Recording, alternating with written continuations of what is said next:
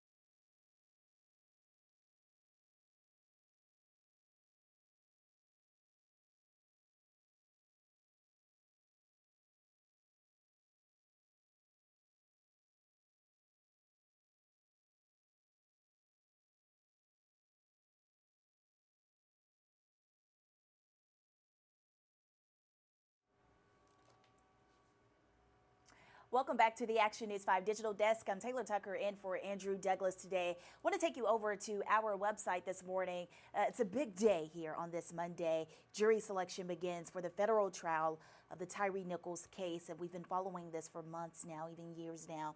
Our Jerry Askin will be in the courtroom today, and he'll have those updates for you online and on air. Of course, remember, you can go to our Action News 5 website to get all of those updates. But this morning, if you're just now tuning in, our Tavarius Haywood was giving us a look into what to expect. We're going to go to T. Wood to see what he has to say. The trial has been on the minds of many people since January of 2023. That's when Tyree Nichols was brutally beaten and killed by former Memphis police officers. Today is just a jury trial, and it could take some time to find people who have not seen the video and know nothing about the case. Now, two of the former officers, Emmett Martin III and Desmond Mills Jr., have already pleaded guilty in the federal case. The other three, Tadarius Bean, Demetrius Haley, and Justin Smith, all face federal charges of excessive force, failing to intervene, and trying to cover up evidence. They have entered not guilty pleas. All five of them are charged with second-degree murder in the state court, which will wrap up after this trial wraps up. Mills already accepted a plea deal in that case as well. Now, key pieces of evidence at the trial will be hours upon hours of video captured by surveillance cameras and officer body-worn cameras. Tyree Nichols' mother, Rovon Wells, told Action News 5 she has not seen the video and that she wants to remember her son alive and well. That trial is expected to last about 3 weeks. In downtown Memphis, Tavarius Haywood, Action News 5. Again, as I mentioned earlier, we will have our Jerry Askin in the courtroom bringing us those updates both live and on air. So be sure to check in with the Action News 5 website as well. Stay with us. We have more Action News 5 Digital Desk coming up in our Health Hour.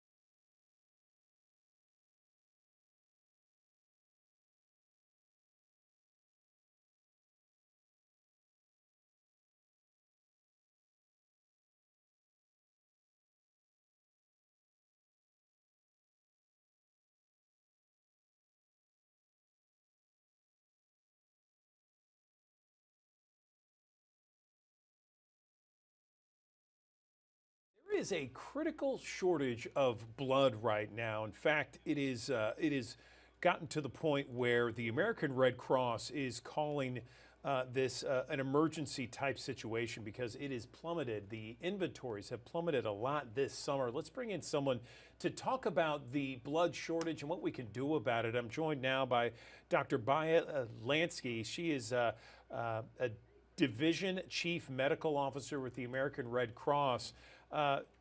Dr. Lasky, good morning to you. Tell us about the blood shortage and the serious effect that it has. Yes, well, the recent severe weather has had a significant impact on the blood supply. We have seen Hurricane Debbie, the wildfires, the tornadoes that have forced the cancellation of about 60 drives just in the last week, which means 1,500 blood donations that were not collected. This is now coming on the heels of July, where we saw record temperatures across the country during a time when it's already challenging to collect due to travel and vacation plans. So as you said, since July 1st, the American Red Cross blood supply has dropped by 25%, which means about 19,000 units that have not been collected. And we are working very closely with our hospitals around the clock to make sure that patient needs are met. But unfortunately, the blood is going out the door faster than we are able to collect it. Right, and right now you need all blood types, but type O is the most favored, right? That's right. Donors of all blood types are welcome to come donate no matter what your blood type. You can help patients. But you're exactly right. Type O blood product is particularly low. O negative is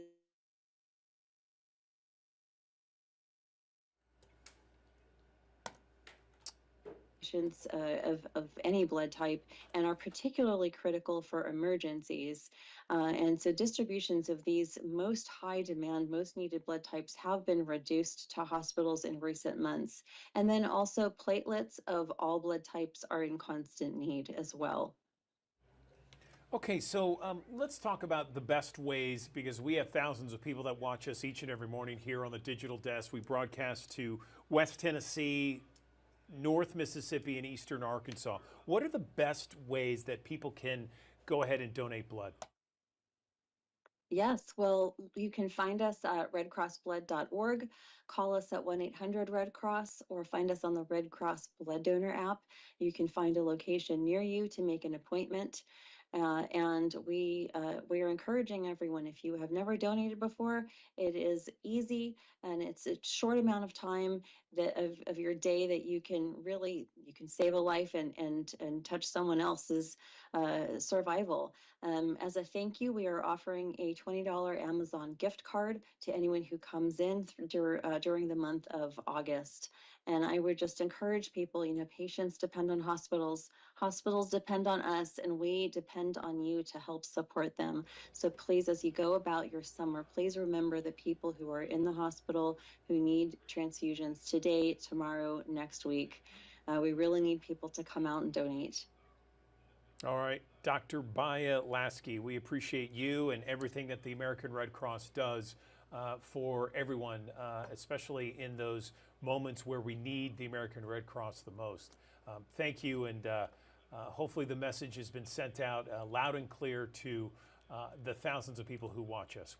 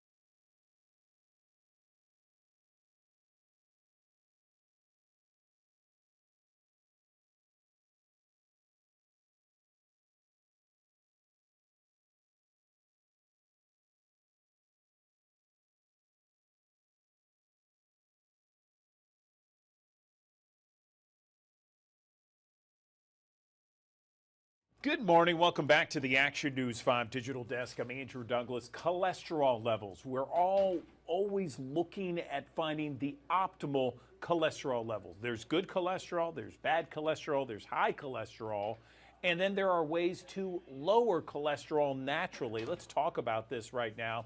I am joined by Dr. Zulfikar Baloch. He is an MD and interventional cardiologist at St. Francis Hospital.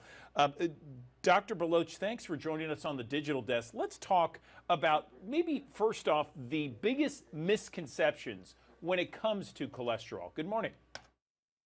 Thank you. Thanks for having me here. Good morning. So, where do people get it wrong, doctor? What's their biggest problem when it comes to making sure we have the optimal level of cholesterol? Yeah, that's a great question.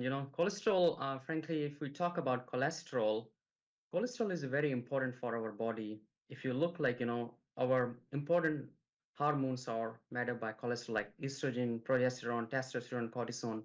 It is very important for our body to run the system of the body.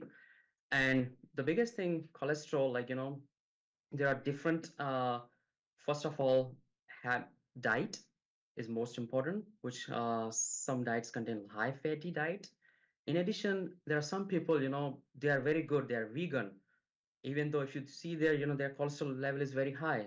So those have genetic, familial hypercholesterolemia. So they are two most important.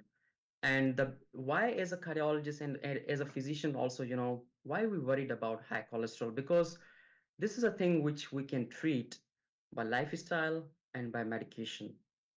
And if you see the, biggest cause of death in here in the US, you can see, heart attack and stroke. We can prevent by fixing cholesterol. This is what we call preventive medicine. These, in the last 1 to 2 decades, United States government is significantly improving a lot of like primary care, health care, because preventive is better than cure. So this is what I was talking this morning. Our colleague that, always we have to do screening of the patient. For instance, if anyone has high cholesterol, we can treat with medication. So that's a, and now coming on your question, like, you say, what are the target number? There are like um, 4, 5 most important, like total cholesterol, less than 200 is good, and LDL. So if anyone does not have a diabetes, our goal is to less than 100. If anyone has a diabetes, high blood sugar, our goal is to less than 70. And then there's a good cholesterol, HDL. It needs to be more than 50, and triglycerides. So these are some numbers really we see. And sometimes, if anyone has high cholesterol, if anyone has uncontrolled diabetes, we try to give multiple medication, but their cholesterol doesn't come. So there's a one terminology we call diabetes dyslipidemia. So we have to fix their diabetes to bring the cholesterol level down. Are there natural ways that you suggest maybe for some of your patients out there to lower cholesterol? I know that there's statins out there, there's medication, but there's some people that just don't want to take it or take it as a last result. What about diet? What can we do when it comes to our diet that can lower cholesterol, doctor? So, diet, uh, low fat diet, you will see a lot of cholesterol in red meat. You will see less cholesterol in fish, chicken. Some people are, they try to eat a lot of like red meat. And diet and exercise. If we talk about like good cholesterol, HDL, there's none of medication approved which increase the HDL. So lifestyle, exercise improve your HDL. So there are like, for instance, if anyone cholesterol is significant high, LDL 190, our goal is to bring cholesterol more than 50%. Other than medication, it's very challenging to bring LDL less than 50%. So what happened if anyone has genetic, so what from where LDL comes, it liver max LDL. So whatever you will give diet, even though low fat diet, but liver has tendency to make cholesterol, LDL. So that's why, we always recommend people needs to get some medication to bring cholesterol down, especially LDL. I have seen that, I have some experience of my patient. So what they ended up with heart attack, and there's a very common um, effect that community people say, okay, statin does give you muscle lack. Yes, that's true, but it's a 1 to 5% population, not 95%. So if anyone has a heart attack, what they do, they go Yeah. to gym and they hire a trainer. Trainer will ask them to do 30 minutes, 45 minutes non-stop workout. At the end of the day, they will come with muscle pain and they will think about, oh, statin is irresponsible for my muscle pain. So we have Right, to be very right. careful. Yeah. So let me ask you, doctor, because I appreciate this. More fish and less red meat certainly are ways. Diet and then exercising as well. What about nuts? I've heard like walnuts. In fact, I had higher cholesterol, but I took. My mom told me, of all people, take about a handful of walnuts every day with yogurt and what have you, and you'll see your cholesterol go down. And that's exactly what happened. You know, I'm surprised that isn't, written everywhere. What do you think? Yes, that's good, nuts, seeds, those. And if you like, 100 years ago, there was not medication. So people used to like eat these plants and herbal medication. But a lot of research is coming out. And then herbal medication, there's not a research like there's common misconception. People that like red rice. It's not approved by FDA. Approved FDA doesn't say take red rice. And fish oil, omega-3, it also does decrease cholesterol, but you have to take like bunch of fish oil, bunch of omega-3 to bring cholesterol down, which is needed to reduce the risk of heart attack and stroke. Yes, I understand. Let's talk about the problems with high cholesterol and the plaque buildup and how that can lead to some very severe issues for someone who has it.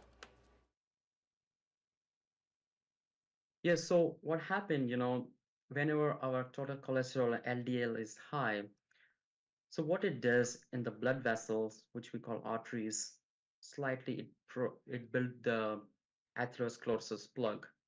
So if it is happening in the heart, we ended up with heart attack. If it is happening in the blood vessel of the neck, we ended up with stroke.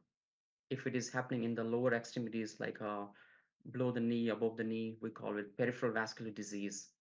And also in the abdomen, aorta also.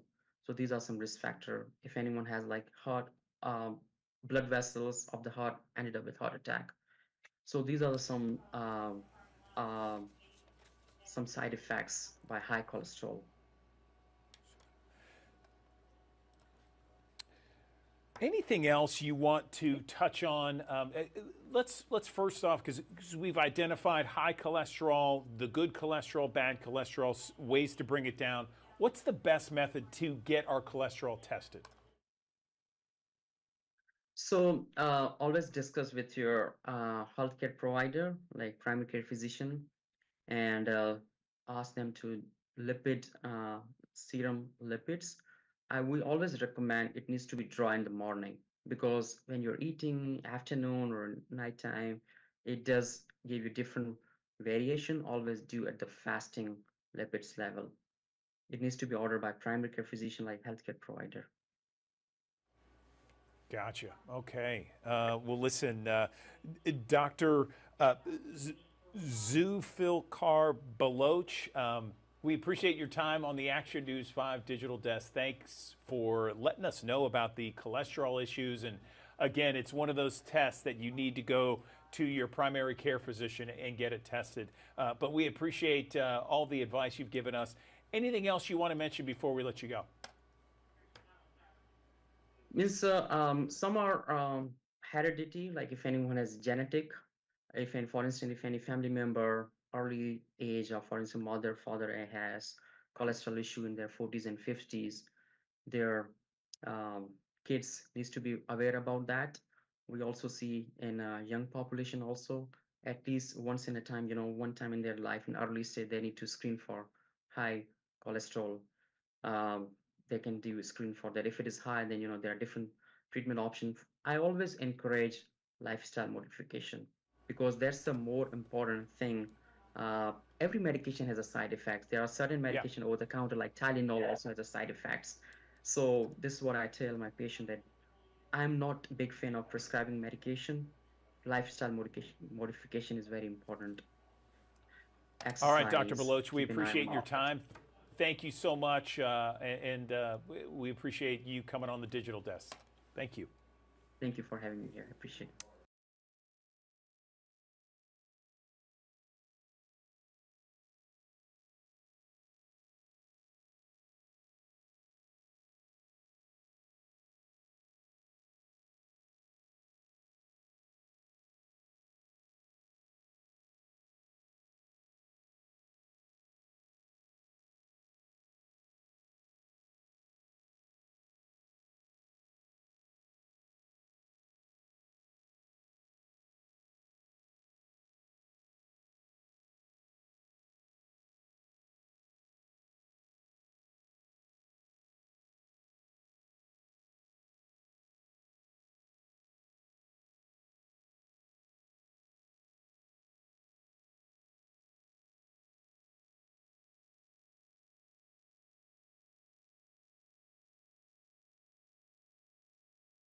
Good morning. Welcome back to the Action News 5 Digital Desk. I'm Andrew Douglas. There are more cancer survivors today than ever before, and their needs begin from the date of diagnosis throughout their lifespan. The Leukemia and Lymphoma Society hears firsthand every day from patients, from family members, caregivers, volunteers affected by blood cancer with their concerns and questions about a diagnosis, treatment, and much, much more. But I want to talk about how they are not alone. None of them are. Joining me now is Tricia Hernandez. She is Director of Community Engagement with the Leukemia and Lymphoma Society. Good morning, Tricia. Thank you for being here. Let's talk about some of the support and resources that are so valuable for everyone that has been diagnosed with leukemia and lymphoma, including those caregivers and the family members. Good morning. Good morning. Thanks so much for the opportunity to be here during Blood Cancer Awareness Month. From my own experience, when I was first diagnosed, I went where most of us go to look for information about something we don't know. I went to the internet and I was completely overwhelmed and received a lot of information about statistics. And I really left that experience with a lot of fear and concern about what was next for me. And what I've learned through LLS and working with patients and caregivers every day is having a reliable, valid source of information for disease, treatment, and ongoing survivorship is really key. And LLS can provide that to patients and caregivers. And I think what patients leave with when they have that kind of information and support is more hope and less fear than I experienced. Tell me about some of the most common challenges that people experience when they have leukemia and lymphoma. I think initially it's really just not sure about what's going to happen next and not having information about the disease. It can sometimes come as a surprise, the diagnosis to patients and caregivers, and they're not sure what that means and how it's going to be handled and how to talk to their healthcare team about it. And LLS has education information that helps people better understand their disease and their treatment options, and even information about how to talk to their healthcare team, family members, and friends about it, as well as education information for healthcare teams to talk to their patients about it. And that first piece of really better understanding what's going on with you helps you manage it more effectively and really be less fearful about the unknown. But after that, it's practical concerns. How am I financially going to manage this? Am I going to be able to continue going to work and school? How am I going to take care of my family? Will they need to take care of me? Am I going to be a burden on them? And even longer term, how am I going to deal with this for the rest of my life? Is it going to affect me for the rest of my life? Am I going to have manage side effects forever with this? And if I have a chronic blood cancer, how will I manage going in and out of treatment for the rest of my life and what that means? And LLS really has looked at understanding the full experience that blood cancer patients and caregivers go through and provides resources for all of those things I just mentioned. So, Tricia, we have thousands of people that watch us each and every morning here on the Action News 5 digital desk. If someone is hearing about this and perhaps they have a family member or a friend that's been diagnosed with leukemia or lymphoma, where should they begin? They can begin with a simple phone call to an information specialist that will connect them to all the resources I've mentioned and more at 1-800-955-4572. And everything I've talked about is also available at lls.org. And what would be your message? You're a blood cancer survivor yourself. You are a part of the Leukemia and Lymphoma Society. What would be your initial comments to them? I would say make sure that you are taking care of yourself and getting regular checkups and blood work done. If something feels wrong, go to your doctor and talk to them about it and be very confident in leaving that, knowing what's going on with you. And then if it does ultimately end up that you have a blood cancer diagnosis, your first stop can be the Leukemia and Lymphoma Society, and one of our information specialists is glad to support you in better understanding your diagnosis and treatment options and really helping you connect to support services for everything from understanding your disease, connecting with someone who's a peer who may have been through that already, and into survivorship and managing the rest of your life as a blood cancer survivor. Trisha Hernandez, we appreciate you coming on the Digital Desk. Thank you for an important discussion that needed to be had with regards to this issue, leukemia, lymphoma, the support, and what people need to do if they're diagnosed. Thank you. Thank you. Thank you.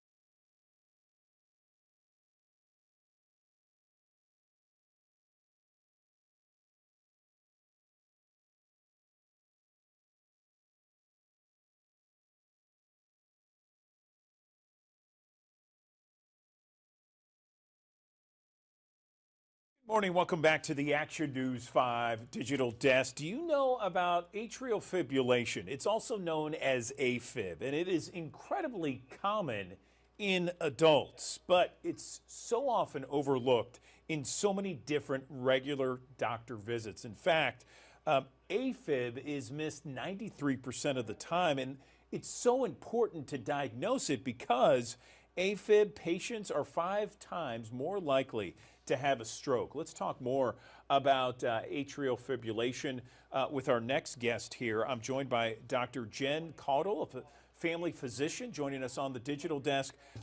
So Dr. Caudle, good morning to you. Tell us first off for our audience what AFib is and maybe some of the biggest conceptions of it. Good morning.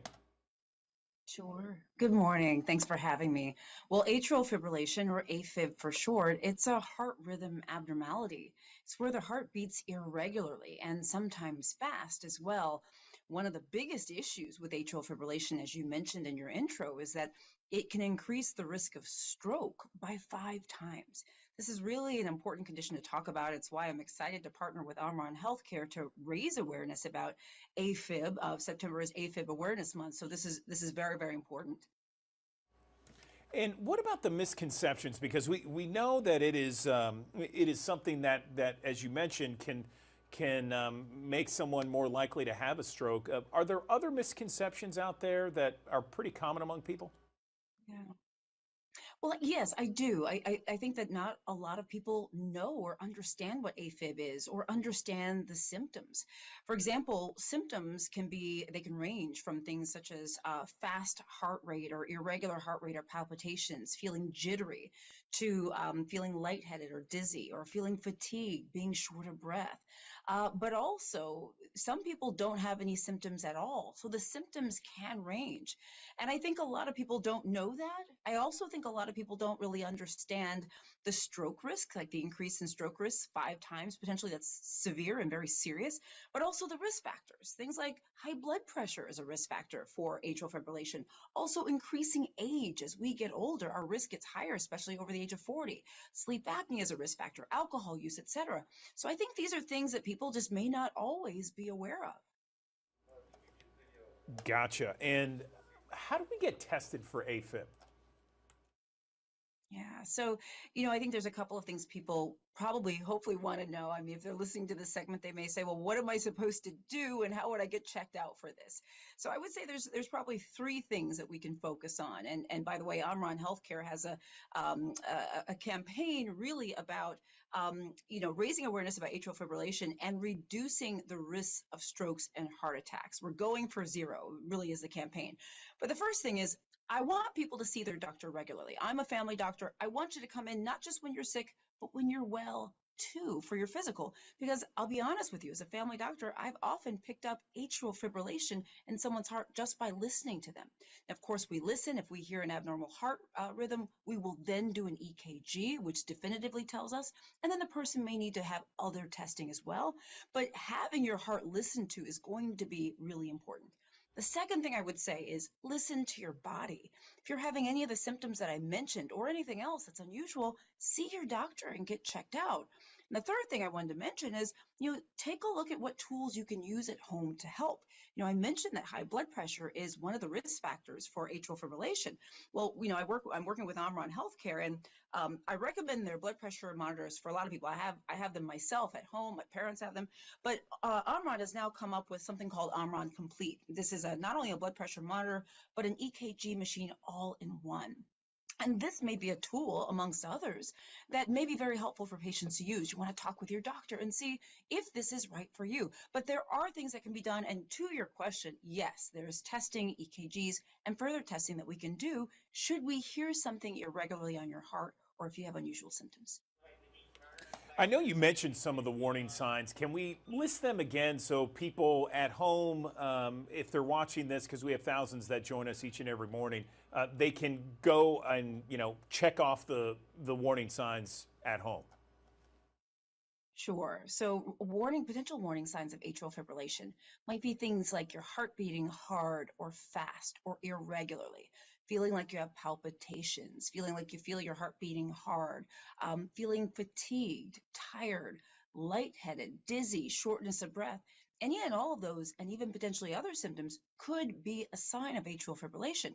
Keep in mind, however, that not everyone has those symptoms. There's a decent number of people who will not have any symptoms at all, which is why not only listening to your body is important, but getting those regular checkups so that someone can listen to your heart for you. That's also important. Absolutely, I agree. And finally, where can we learn more information about it if someone wants to just kind of look up, atrial fibrillation, I should say, online? Yeah, absolutely. So I recommend going to omronhealthcare.com. And at that website, omronhealthcare.com, you can not only learn about some tools that might be helpful for you at home, but you can also learn more about atrial fibrillation there as well. Okay, Dr. Jen Caudle, family physician, appreciate this conversation that we had on the digital desk. Thanks for the info for all of our audience. We appreciate it. Metastatic breast cancer, also known as stage 4 breast cancer, is a breast cancer that spreads from the breast to other areas of the body. And at this time, it is not considered a curable disease, but it is possible to maintain a good quality of life while on treatments. And some patients have no evidence of a disease. They can be followed with scans and other tests. A really nice update to stage 4 breast cancer. The No One Missed campaign raises awareness for biomarker testing as a critical part of metastatic cancer diagnosis and treatment plan. And I want to bring in two ladies who can help explain a little bit more about all this. I'm joined right now on the digital desk by Jean Sachs, CEO of Living Beyond Breast Cancer, and Betty Sanchez, MBC Patient Advocates. Ladies, good morning to you. Let's talk a little bit first about biomarker testing and why all metastatic cancer patients need to talk to their doctors about it. Good morning. Good morning, and thanks for having us. Yeah, it's very important that if you've been diagnosed with metastatic breast cancer, that you have a conversation with your medical oncologist about biomarker testing. Find out, have you had it? If not, why not? And when might you have it along your treatment trajectory? The reason it's so important is biomarker testing looks closely at the actual cancer, either via a tissue biopsy or a blood sample, and it can give really important information about what is making the cancer grow. And that may lead to a new personalized treatment that will be more effective and less toxic. And you wouldn't have known about that unless you actually had the biomarker test. Betty, can you talk a little bit about what patients should ask their doctors about biomarker testing to find treatment options? Well, yeah, I mean, do you want to know what type of cancer you have? and that's going to determine the kind of treatment you have. Biomarker testing is so critically important because that's going to tell you not only the type of cancer you have, but what kind of treatments might be out there that are targeting that cancer type. And that's what the biomarker testing is doing. And so you need to ask your doctor about biomarker testing because that's going to determine what your treatment plan will be. Okay, and Gene, gonna over back improve your to quality of you. life. I was wondering, the No One Missed campaign, can you explain what that is and how it's expanding metastatic breast cancer patients for patients? Yeah. Yes, absolutely. The No One Missed campaign is focused on patients who've been diagnosed with metastatic breast cancer. And the whole goal is to make sure there's conversations with your doctor about biomarker testing, because this is relatively new, and certainly in the breast cancer space, it's relatively new. And we have to remember that breast cancer is not one disease, it's many diseases, and that means there are many different ways to treat it. And if we do find cures, there won't just be one cure. There'll be different cures depending on the kind of cancer you have. So it's becoming more and more personalized. And we know right now that not all metastatic patients are given the option for biomarker testing. So we need to make sure they ask. And we also know that it's not always covered by your insurance. It is usually covered, but not always. So you want to ask that question too. But again, everybody deserves the best treatment out there. And right now, for metastatic breast cancer patients, biomarker testing is one of the keys, not the only key, but it is an important key. And you want to make sure you're having a conversation about it. Yep.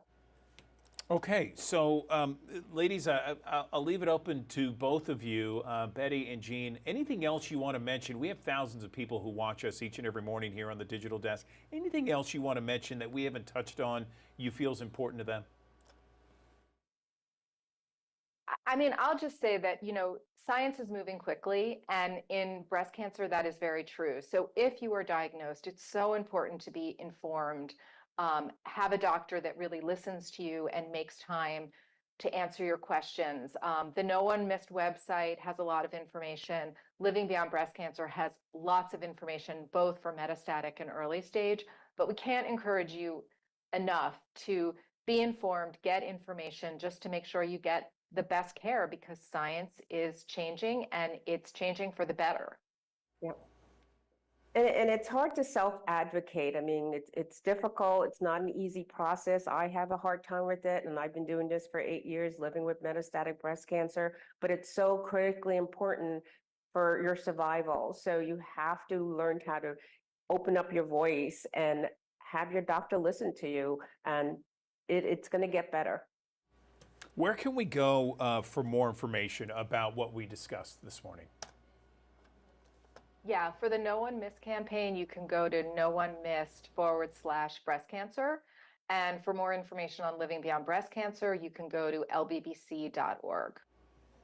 Okay, well, ladies, Jean Sachs, Betty Sanchez, we appreciate you coming on the Digital Desk this morning. Thank you so much for all the info. I know it's very beneficial to our audience. We appreciate it.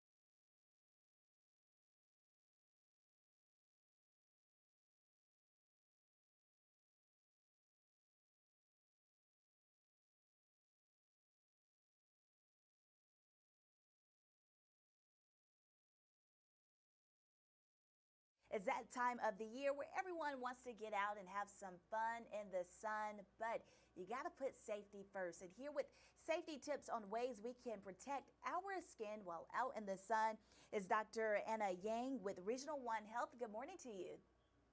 Good morning. Thanks for having me. Thanks so much for joining us. It's not really a sunny day today, but this is still a very important topic for us to discuss. So let's just jump right into it. Why is it so important to protect our skin from the sun's rays? Well, even though it's not a sunny day, those sunny days are definitely coming soon. Your sun is your kind of enemy towards your skin, actually. Your skin is your body's barrier. It protects all of your insides from the environment and everything that's out there. The sun is important for you for, vitamin D. It can also help, increase your mood. It helps regulate your sleep patterns and your circadian rhythm, but it also can be really damaging to your skin and pretty quickly as well. Too much sun can cause early aging to your skin, all those wrinkles that we hate and try to get rid of, sunspots, dryness, and, worst case, the sun can also cause skin cancer. Yeah, and I'm one of those. I love being outdoors. Is there a such thing as too much sun, though? There's definitely such thing as too much sun, but if you protect yourself correctly, you can stay out a lot longer than otherwise. So make sure if you're outside, you stay hydrated, and you definitely use sunscreen, at least SPF 30 if possible. Okay, that's great advice. Would you also say, I know there are several different myths about wearing sunscreen only during the summer, should we have that sunscreen year round? Yeah, I would actually personally recommend sunscreen year-round, at least SPF 15 year-round, and then during the summer months, when the sun is stronger, at least 30 or higher. Just daily sunscreen just helps a lot of different things. I mean, you get exposed to UV rays when you don't realize it. Even on cloudy days, you get exposure to UV rays. Yeah, and I feel like is the key to it. I have sunscreen in my primer, so I'm able to use it every day, a part of my makeup, skincare. So I think that's just an easy takeaway from that. Is there a certain time of the day that's better to be outside? Well, the sun is strongest towards late morning and early afternoon. So if you can avoid those times, it's a little bit better. Towards the earlier morning and towards the later afternoon, evening, the sun is not quite so harsh. Gotcha, yeah. So let's get back into that subject of sunscreens. When you're applying it, what are some things that we should remember or things that we should know when it comes to trying to purchase sunscreen and figure out what's the best fit for you? Yeah, in general, as long as the SPF is over 30, really any sunscreen is good. Just make sure you get it everywhere. Don't forget, your nose and your ears, and don't forget your lips too. Sunscreen lip balm is important as well. Absolutely, and I think it was like a year ago I went to the beach, and that was the first time I realized it was like, I probably need sunscreen on my lips as well. I think a lot of people forget about that one. Yep, that's definitely true. The other thing is, they say darker skin can't get skin cancer, and that's definitely not true. Yeah. It's harder for people with darker skin to get skin cancer, but it's still important that even people with darker skin also wear sunscreen. Yeah, I'm glad you touched on that. And speaking of sunscreen, I know there's a lot of debates as far as if a spray is more effective than a lotion. What would you say to that particular debate?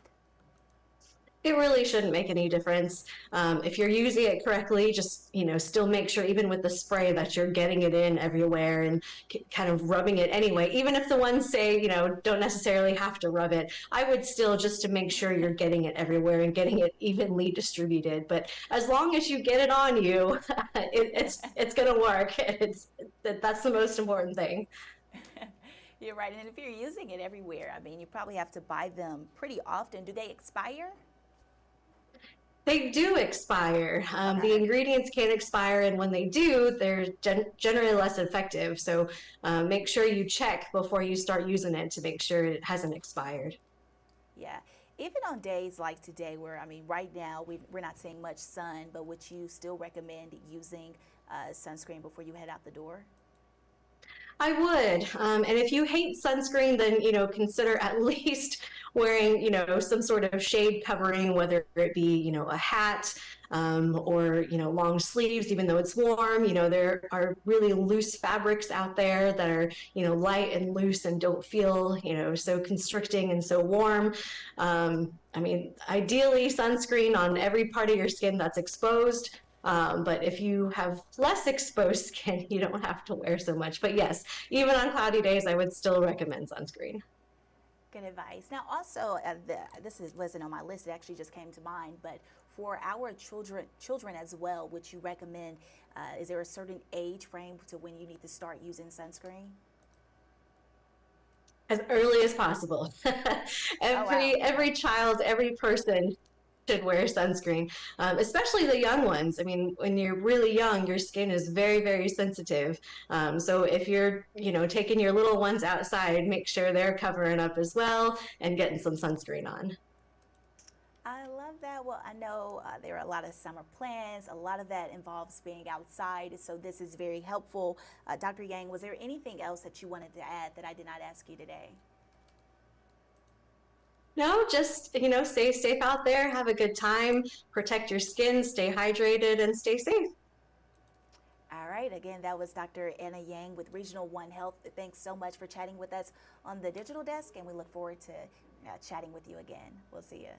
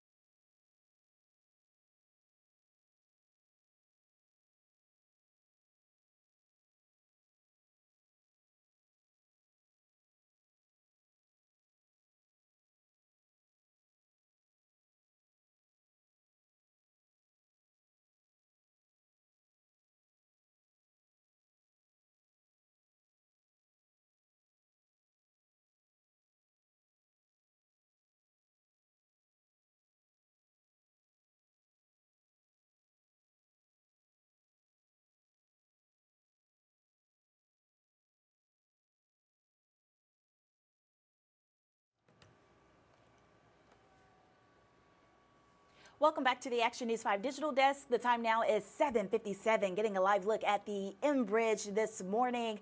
Not a bad morning if you've been with us throughout the morning. We've been talking about the chilly start, but things are going to warm up a little later in the day.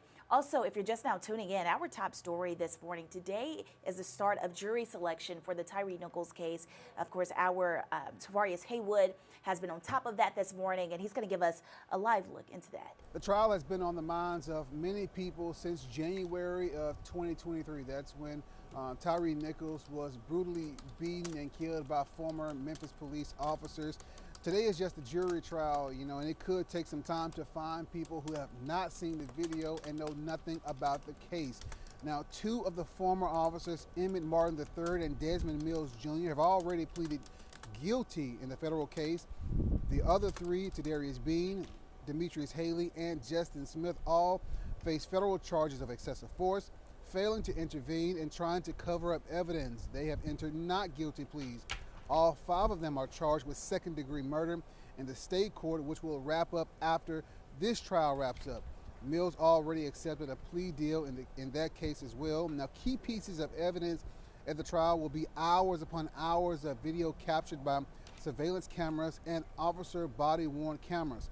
Tyre Nichols' mother, Rovon Wells, told Action News 5 she has not seen the video and that she wants to remember her son alive and well.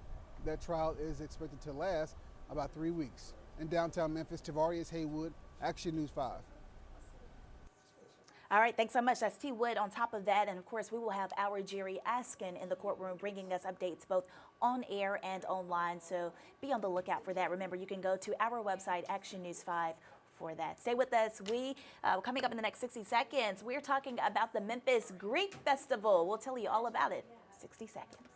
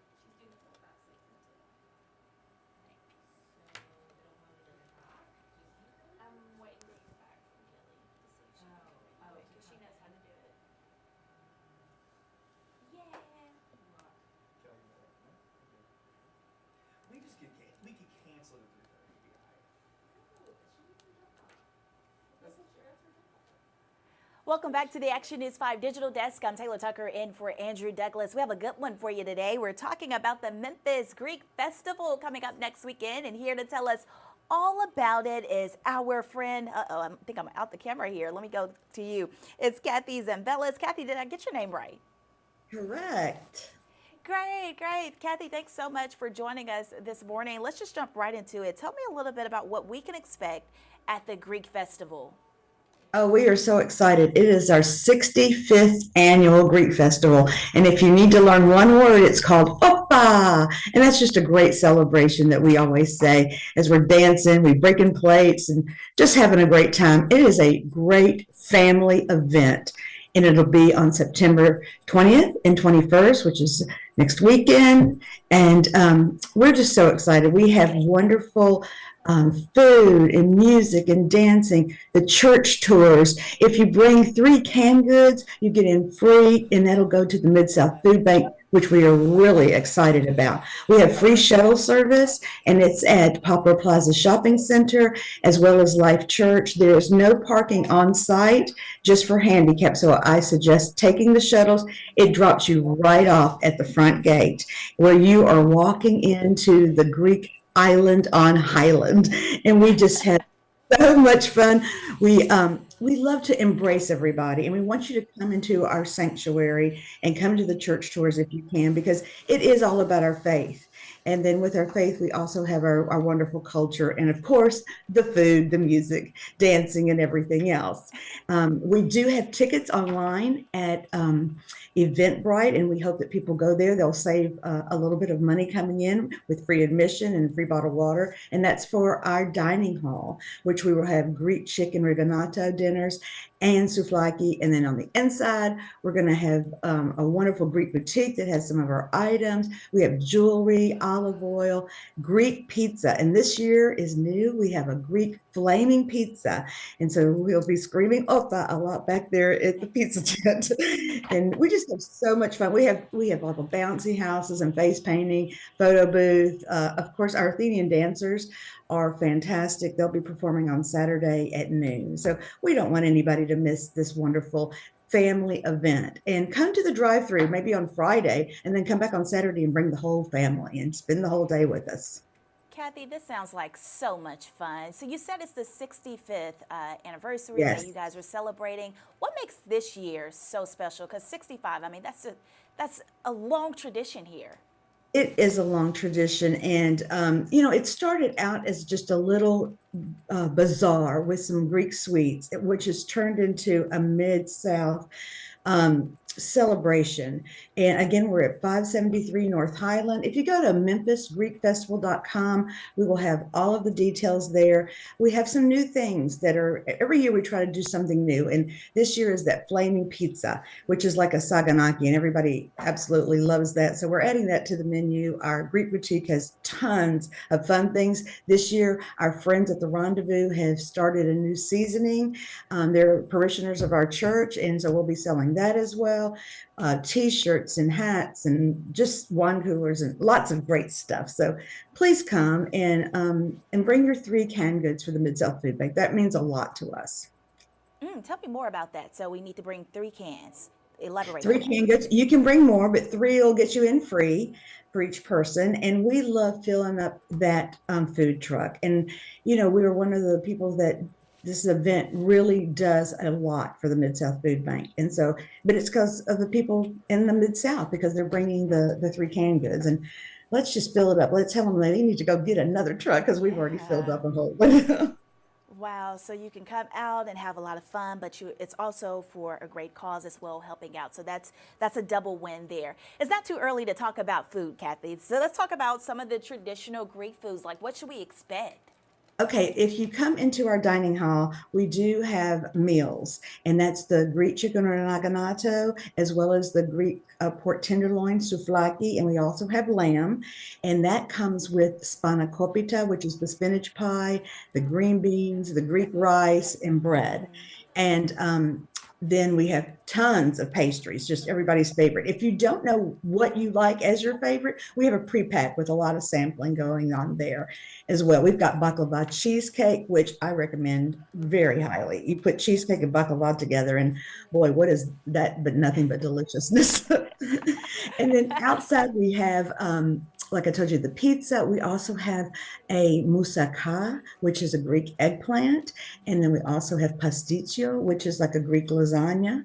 And this year we'll be having biftekia, which is like, it's a meat patty with the tzatziki sauce, which is, the cucumber yogurt sauce with pita bread. And so nobody's going to go home hungry, I promise you. We have several people that just stock up, for the holidays, and bring friends, bring family, it's just a great event.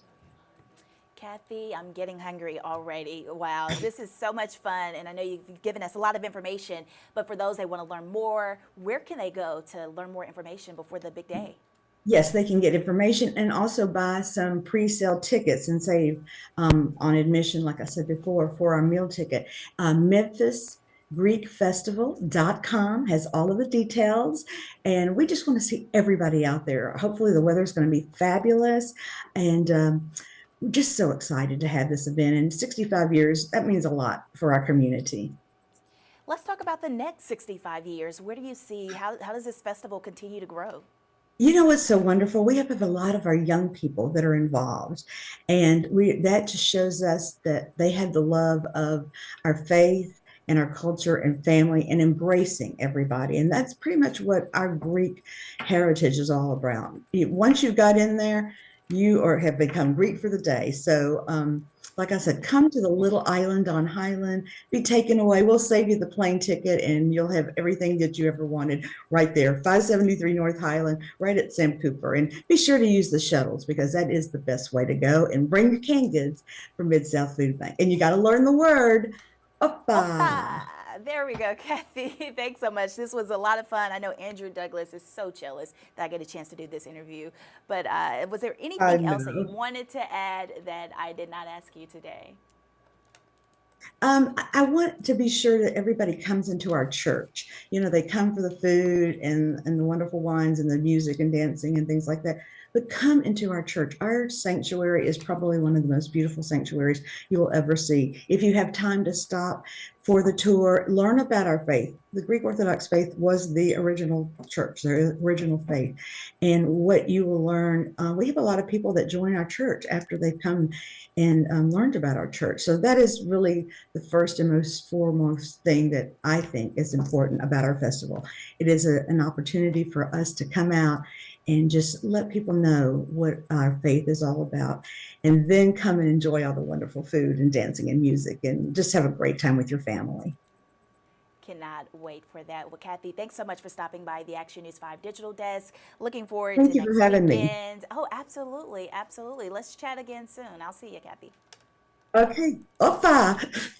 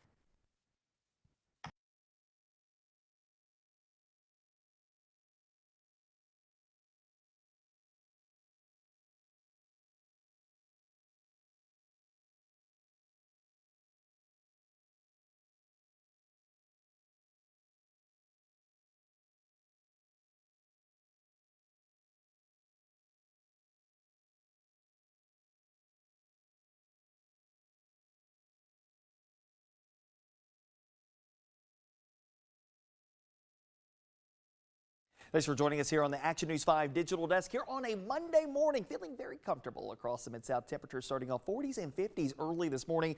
A nice ramp back up through the 70s, eventually 80s bound by the time we head towards the end of the day. Lots of clear skies outside of a couple of wispy clouds here and there. Northeasterly winds coming in around 5 to 10 miles per hour. What you need to know, though, some big changes are on the way. Warmer, summery days with highs close to 90 degrees returning by tomorrow and heading into your Wednesday. And a first alert to tropical downpours for the latter half of the week with heavy rain, gusty wind, and the potential for isolated strong storms. And that comes by way of what's happening in the Gulf of Mexico. In the meantime, the weather is quiet for you across the Mid-South. 40s and 50s early on to the middle 80s by this afternoon. A couple of passing clouds and a northeasterly wind coming in around 5 to 10 miles per hour. Switch those winds around a little bit to the south and east, and that will start to usher in a little bit more moisture.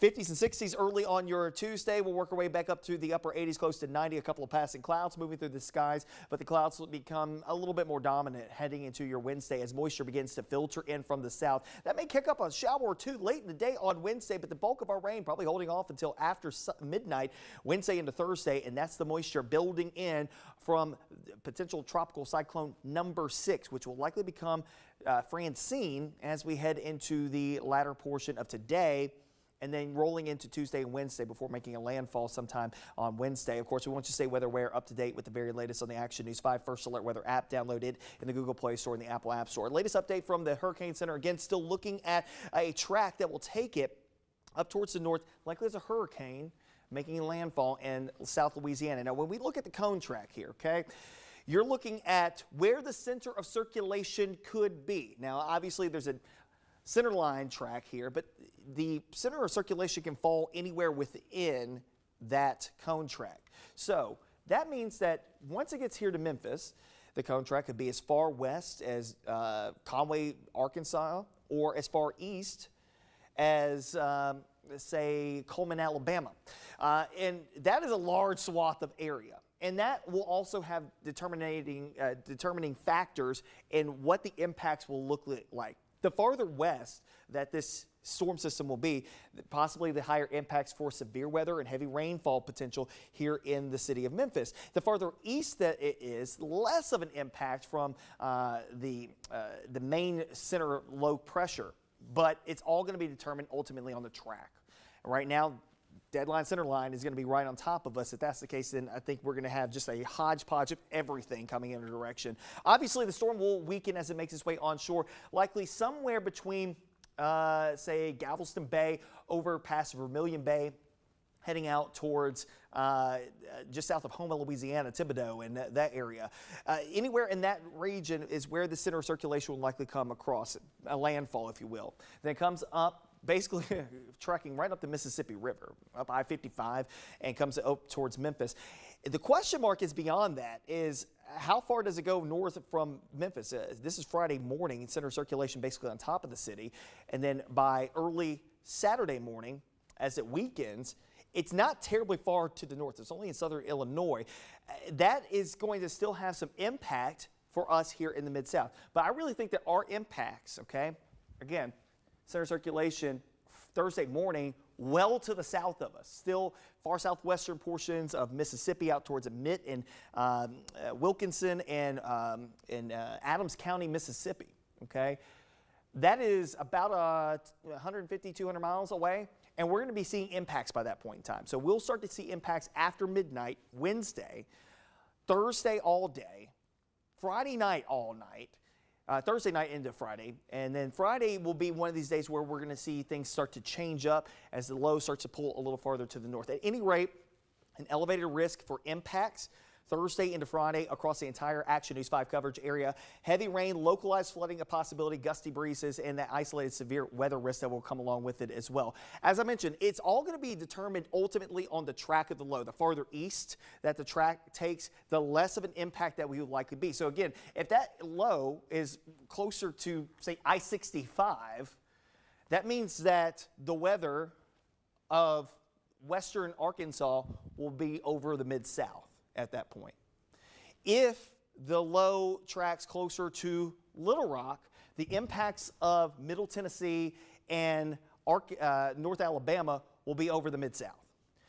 Right now, it's just going to be rain, a lot of it, okay? So let's talk to a couple of sets of folks, mainly our farmers. I know we've been out there working for the last couple of days, weeks, trying to get things cut down, harvested. You got about 3 days before this heavy rainfall comes in here. And we're talking anywhere, mostly 3+ inches of rainfall over the course of about 48 to 60 hours. Most of this will happen on Thursday into Friday. So again, multiple inches, which we need, okay? Don't get me wrong. We do need the rainfall, and this will be beneficial, highly beneficial for us. But at the same rate, folks who are trying to get things done from the harvesting aspect, this will put a huge damper on that if you don't get it done here in at least the next 3 days. So you got 3 days to get things taken care of in the fields. Beyond that, the rain's coming, the wind's coming. So whatever, you know, we're probably going to have some gusty winds, 30, 40 miles per hour on Thursday and Friday. So those breezy conditions laying down the crops as well. So that's another thing that's going to kind of play into all this. All to say that, again, these are going to be some pretty substantial impacts across the area. They can change, will likely change. We're going to hone in on that, be the first to alert you to those changes. But for right now, it seems like it's going to rain, okay? I think there's a high likelihood that we're going to deal with rain on Thursday and Friday. Question mark is how quickly does the rain exit for Friday, Saturday, and Sunday? We have a lot of big events going on. Cooper Young. We also have the Southern Heritage Classic, UAPB, and TSU coming to town. A lot of folks going to be in town this weekend. The hope is that the weather can clear out through Friday evening into Saturday. But I think that at least Friday morning we're going to be wet and breezy. I think the rain does start to taper off through Friday afternoon and evening. But the question mark is how quickly can it all get out of here? Because there could be some lingering impacts because the low's not going to go very far to the north. Again, between Friday morning at 1 a.m. to Saturday morning at 1 a.m., that jaunt is only about, as far as the crow flies, about 150 miles. And you're still going to have impacts still swirling about that area of low pressure. Much weaker at that point, but still impacts nonetheless. So we want you to be weather aware, up to date, and of course, changes are likely to come. And of course, one way to stay up to date right here on the Action News 5 digital desk, the Action News 5 First Alert Weather app, and actionnews5.com will keep you abreast of all the changes. In the meantime, enjoy the nice weather where we have it, okay? Get what you need to get done in the fields, my farmers, today, tomorrow. Wednesday's not bad either, but we're going to start to see the rain really start to roll in here Wednesday night into Thursday, rolling into Friday before we start to dry things out heading into the weekend. Again, we'll keep you abreast of any changes here and be the first to alert you to those changes here on the Action News 5 digital desk and all of our platforms.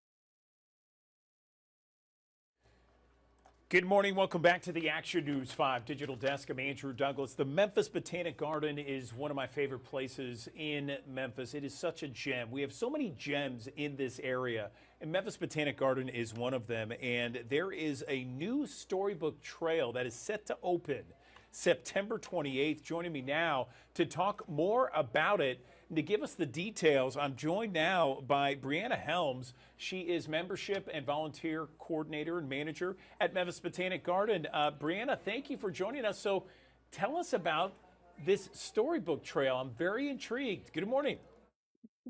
Good morning. We were very, very lucky to get a grant through the Governor's Early Literacy Foundation. And through that, we were able to have a story trail for this book right here called Lola Plants a Garden.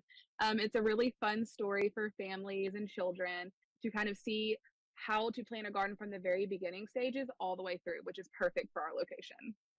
That sounds amazing. And again, this is September 28th from 10 until noon. There's going to be a ribbon cutting ceremony, very family friendly. What can people expect when they come out there? Yeah, you can expect a really family friendly, fun environment. We're going to have some story time. We'll sit down and read the book. We will also have crafts and activities that kind of have the same themes as in the book. We'll also feature a snack time. Of course, it's the perfect time for a snack before nap for little ones. And then the story trail will be open. So it will start right behind me and we'll kind of snake through around our urban home garden.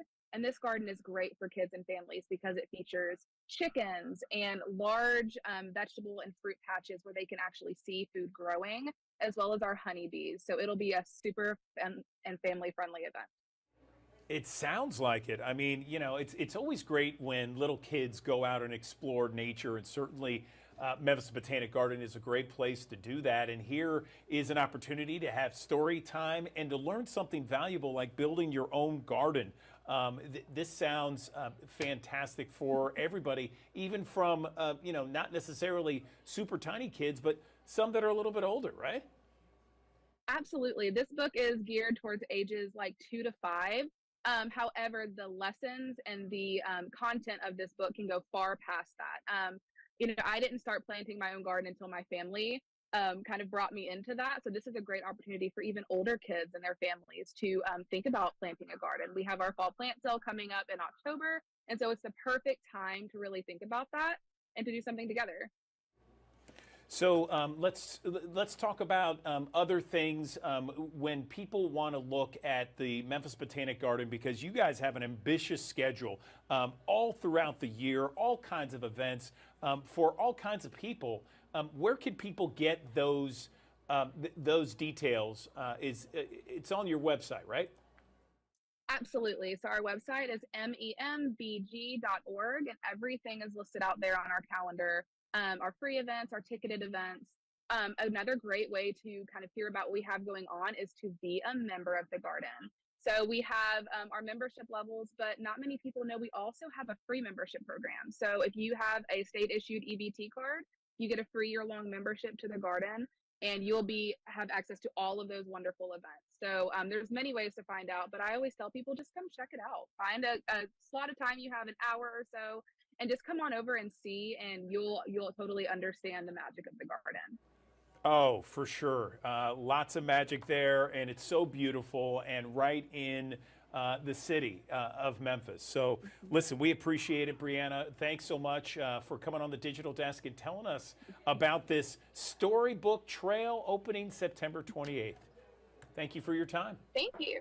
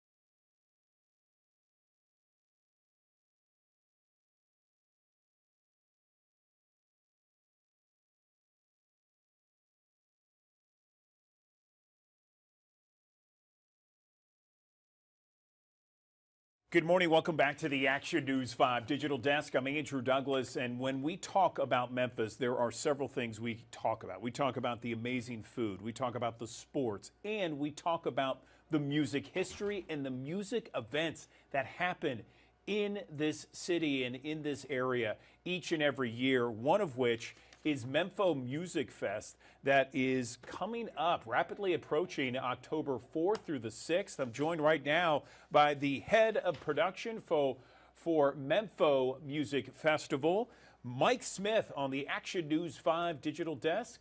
Mike, good morning to you. How are things? Hey, Andrew. Thanks for having me on. Appreciate you being here. So I understand that there was a big change to Mempho, one of which is Jack White coming to Mempho and being one of the headliners. Tell me about that.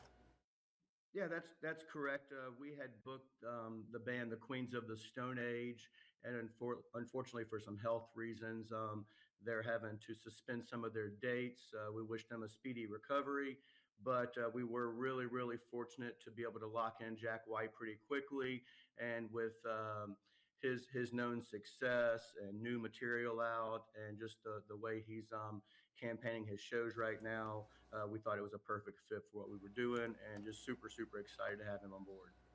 Oh, yeah, he's a big name. I mean, you know, anyone that's been to any kind of sporting event, I can guarantee you have heard Seven Nation Army at some point during that game, because that is an iconic song you hear in every arena across this country. Of course, he was the lead singer of White Stripes. Now he's on his own. And a number of different headliners there. Trey Anastasio is a member of the band Fish. For a while, Goose is someone that's certainly making a lot of waves in terms of downloads. Tell us what else fans can expect. You know, we're super excited about the Roots. Everyone's familiar with Questlove and the guys that are on the Late Show with Jimmy Fallon every night. And then, you know, we're excited about Cody Jinks, great country artist, really making a lot of waves in that scene. So just we've got a lot of good stuff to offer people. Yeah, Sublime with Rome, and Sublime, something that I'm very familiar with, going back to the 90s. But I think it was the lead singer passed away, and so this is a new lead singer, but some of the same hits, right? That's correct. That's correct. Rome's been with Sublime since the lead singer passed away, and I do believe that they're only doing a few shows with this lineup, and Mempho is fortunate enough to have one of the last few shows that they're going to do like this. That's fantastic. And so I've been to a couple of Memphos over the years. Always a great time. I mean, a music festival is always a lot of fun, regardless of whether you like the music or not, or just a casual fan. You're always going to have a good time. So, and at Memphis Botanic Garden, which is a wonderful backdrop for this festival, tell us about some of the other things, in addition to the bands, that people can take advantage of. You know, the garden is such a great partner in this event with us, such a beautiful location and setting for what we're able to do there. Some of the other things that we bring in is the Incendia Dome, which is a big fire dome that we have silent discos in, and local DJs, national DJs all perform in there. We'll also are good partners with the Overton Park Shell, and we'll bring in their Overton Park mobile stage, Shell stage, and we'll have some local artists and regional artists playing on that stage as well. So just lots of activities, lots of fun things. All of our charitable partners will have representation there, and yeah, we're just super excited. Yeah, so you have 3 stages. This is the first weekend in October, October 4th through the 6th at Memphis Botanic Garden. Let's talk about tickets, ticket prices, and some of the different ways that people can take advantage and get in the door. Yeah, absolutely. Tickets are on sale right now. The Tier 1 tickets are almost gone, so the price is going to increase.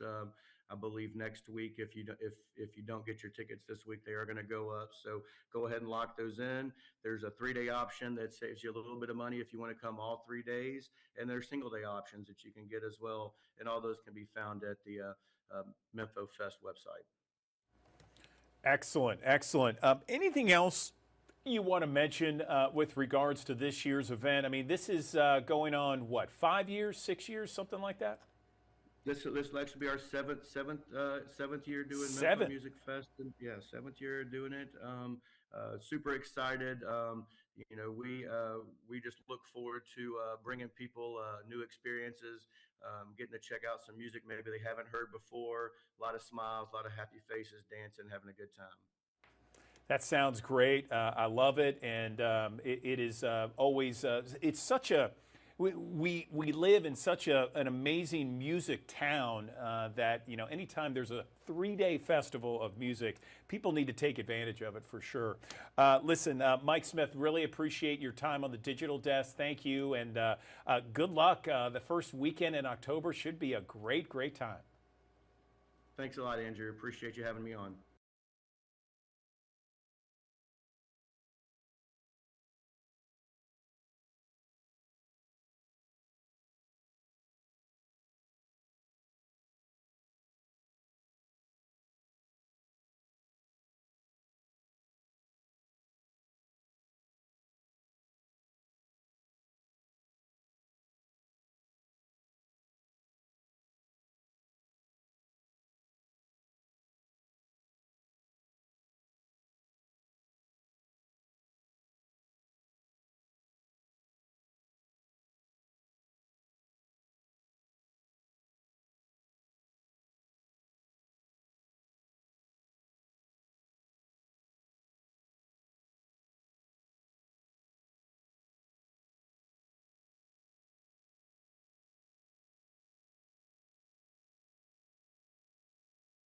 Good morning. Welcome back to the Action News 5 Digital Desk. I'm Andrew Douglas. On Thursdays, we like to check in with our friends at the Overton Park Shell, and we got Shelby Smith joining us on the digital desk to do just that. And Shelby, I love your get up here.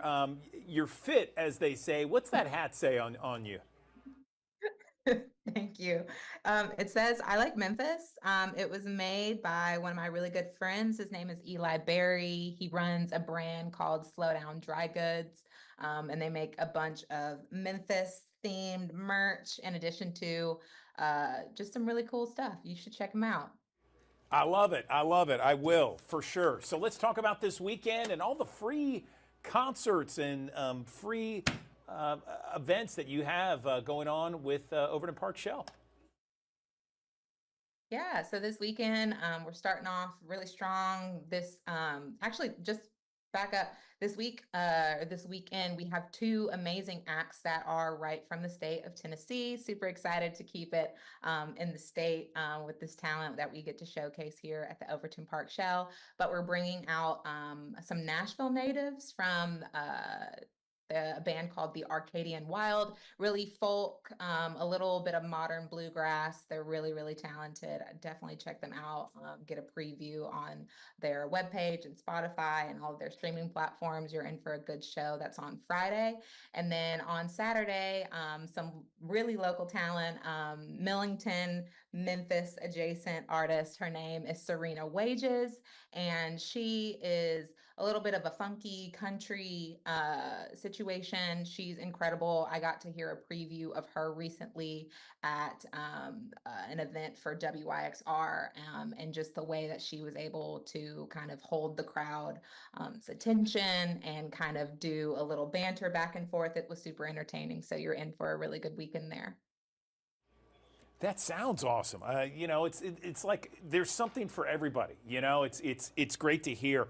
Tell me about the Shell on Wheels events, because I know that is getting it's raring to go. I mean, it's really active these days, right? Absolutely. The Mo Shell, it's like we're not putting those brakes up anytime soon. It's everywhere and anywhere all at the same time. So we've got two activations this weekend. And just to clarify, some of our events include the activation of our mobile shell. So it's our actual mobile replica of the actual stage.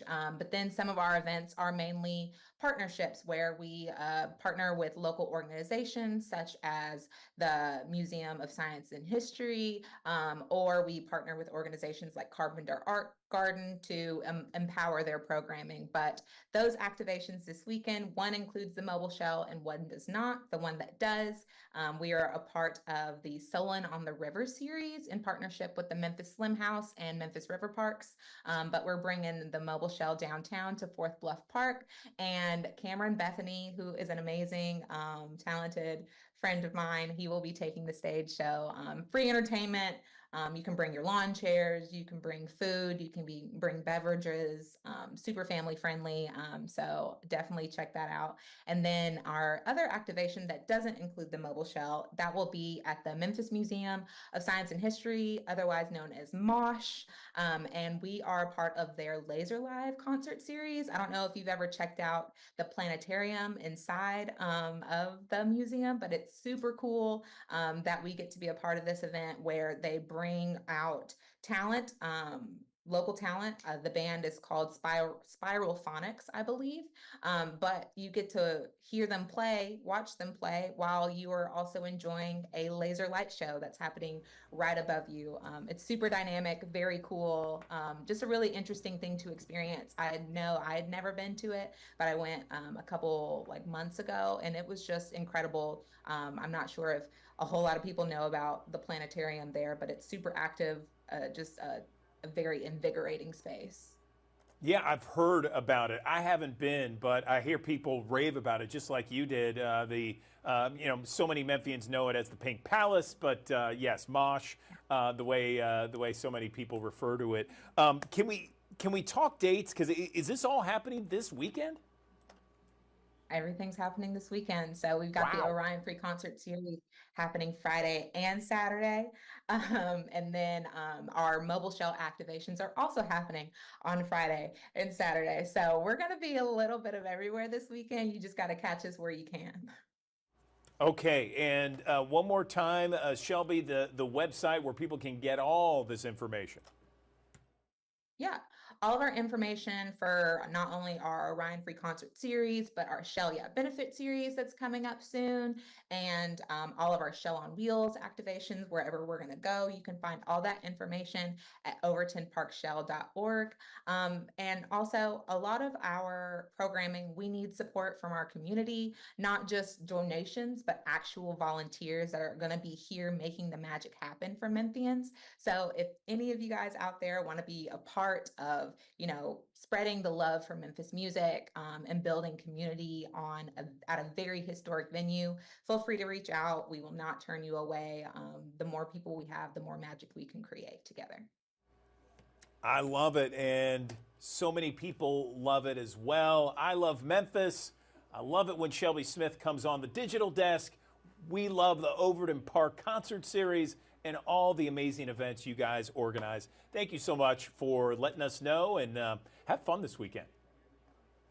Thank you, you too.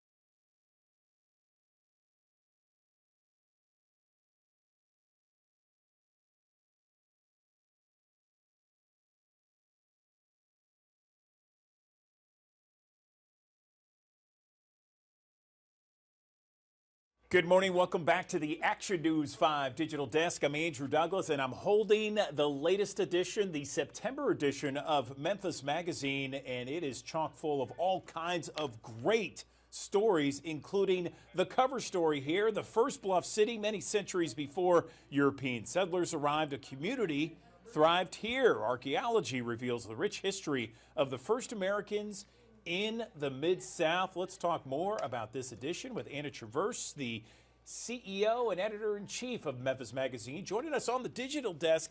Anna, I love this. This brought me back to a book that I read several years ago. This goes back several years, Undaunted Courage. It was the expedition of Lewis and Clark, and they referred to Memphis as Chickasaw Bluffs. But what's great about this story written by Chris McCoy is that it goes back much further than that. I mean, and the artist renderings, I should say, they're amazing in the story. I love it. Hey, thank you so much. And I love the cover photo too. It's by a gentleman named David Dye, and it almost to me looks like a painting. But it's a photograph of one of the mounds that First Peoples constructed right around this part of the country. So I am just so in love with this cover story. The genesis of it was a conversation that we had in one of our editorial meetings, and we were just talking about, if you're sitting somewhere in Memphis, looking out your window, trying to cast your mind back to who and what might have been here, not just 100 years ago, but 500 years ago, 1,000 years ago, 2,000 years ago. And so Chris McCoy really took that idea and ran with it and just talked to a lot of experts in the field of archaeology and learned so much about who was living here. Because of course, there were communities that were living and thriving right here in this part of what we now call the United States and what we now call Memphis. And I just think it is so absolutely fascinating to think about who those people were, how they were sustaining their lives, what their days might have looked like before European colonists came here. So we just really dove into that, and I'm so excited for people to learn more and get curious about thinking about this place in new ways. Yeah, I agree with you 100%. Something that I like to do, and I've mentioned this before, Anna, is one of the first things I like to do is check out this piece because I think it's pretty great. And it's letters to the editor, or letter to the editor, I should say, and it's your piece. I just think, and it's not because I'm talking to you right now, I love your writing style. I tell my wife, I love your writing style, and you really we get a little glimpse of you as a person, and then Memphis and different things in your environment that affect you and you think about. I love that. I hit on that, and I hit Vance Lauderdale right away.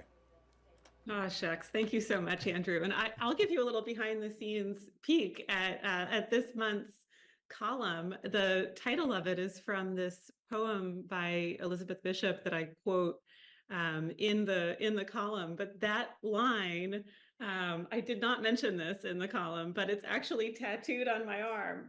So it's really meaningful to me, and so much so that I wanted to be able to see it anytime I wanted to. Let's see that again. I don't think I have the camera on you there. Look at that. And what does it say? It says, "Dark, salt, clear, moving, utterly free." And it's by this poem called "At the Fish Houses" that I love so much. And it's sort of about knowledge and clarity and wisdom and finding your own sense of a center. And so, yeah, I had someone tattoo it on me in my handwriting a few years ago. I love it. I love it. And it's a great way to begin opening, the Memphis Magazine. You read a little bit about you and who you are and what you're thinking, and then you go into the latest edition of Memphis Magazine. Great stuff. And I'm really looking forward to really diving in to Chris McCoy's piece. Something else. Really recommend the cover story. So fascinating. Yes. I can't wait. Tell me more about Curb's enthusiasm. That was something that struck a note. Yeah, I'm glad that you pointed to that. So this is an article. It's part of our Local Treasures series about Mike Curb and the Mike Curb Institute at Rhodes, and really just really talking about Mike Curb, about his impact in the music industry, but also in Memphis, and the way that he has translated that into into education opportunities. So yeah, I hope that people will get to know a little bit more about him and the work that he's doing at Rhodes College through the Mike Curb Institute. Yeah, that is cool, and also Rhodes being a part of Vance Lauderdale's piece a little bit there on the tower on campus. That's cool too.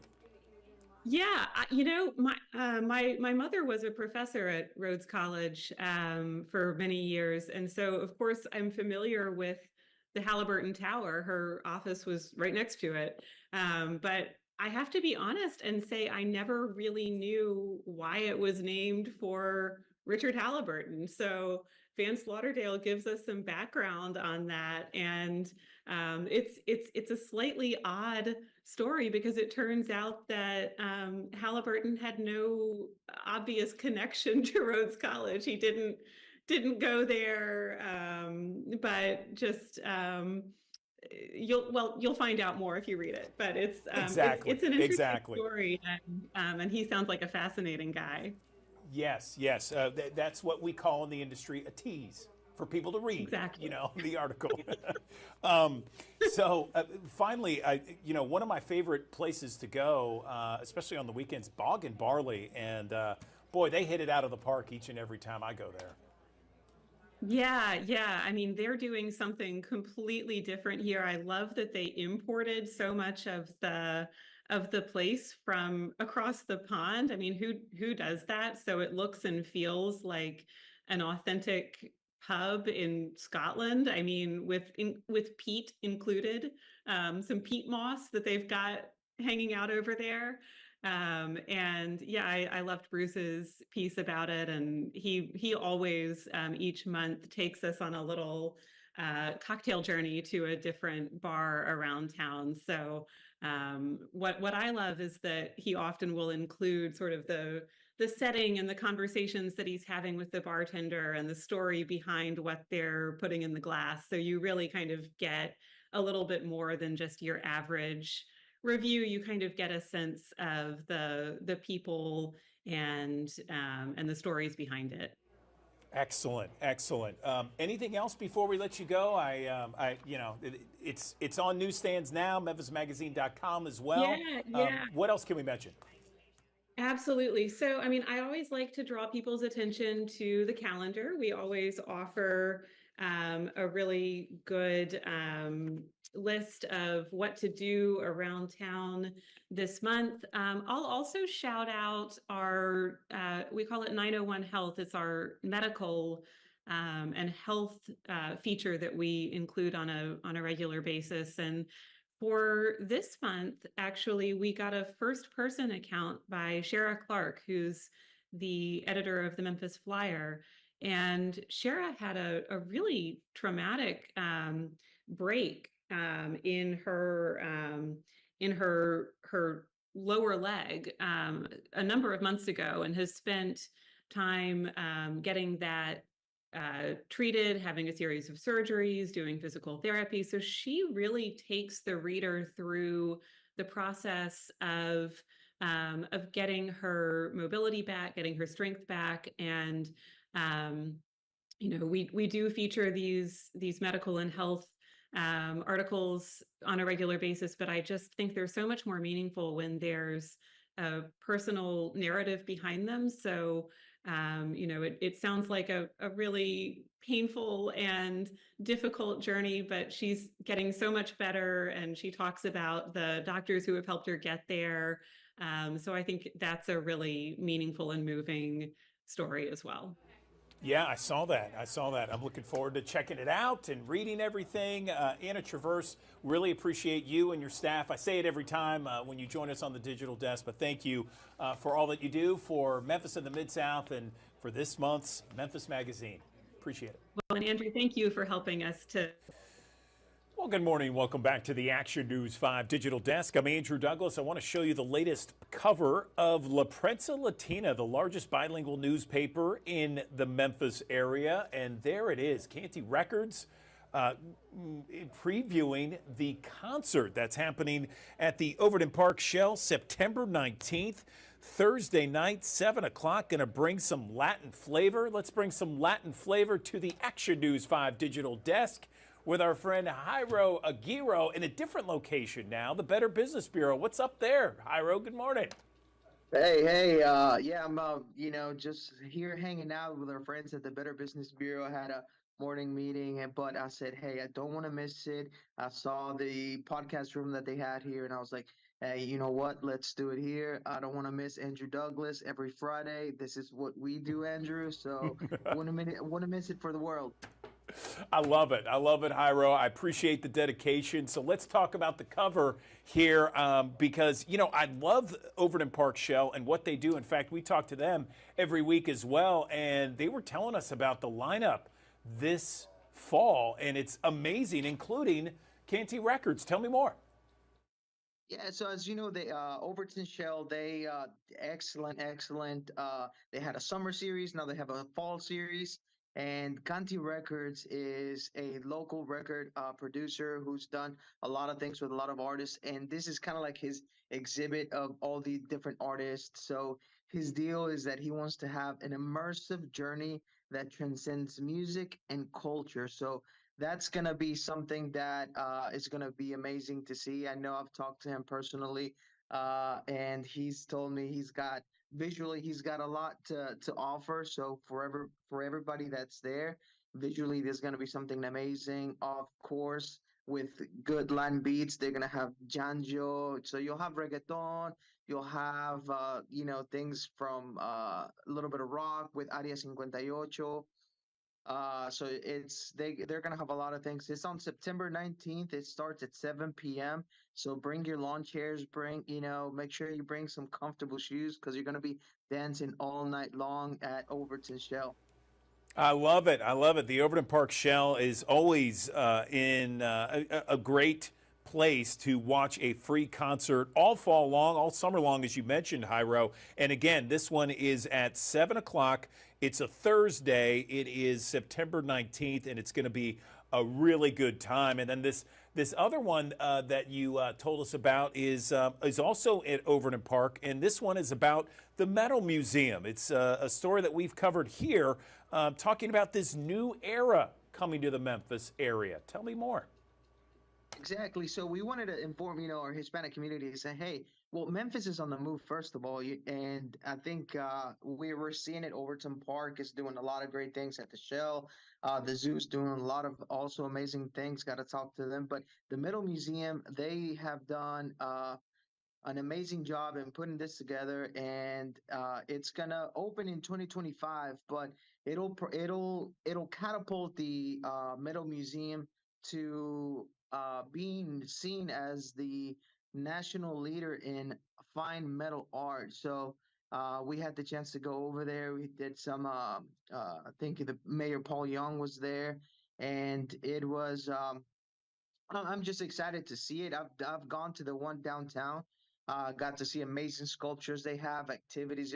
So there's a lot to see. Even if you don't have to wait to 2025 to go to this to the Metal Museum, go to the one we have right now downtown. We actually have sometimes we do have passes that we give it away at La Prensa Latina. So make sure you follow us at La Prensa Latina Media on social media channels. We have some Metal Museum passes that we've done in the past, and I think we're going to continue doing those.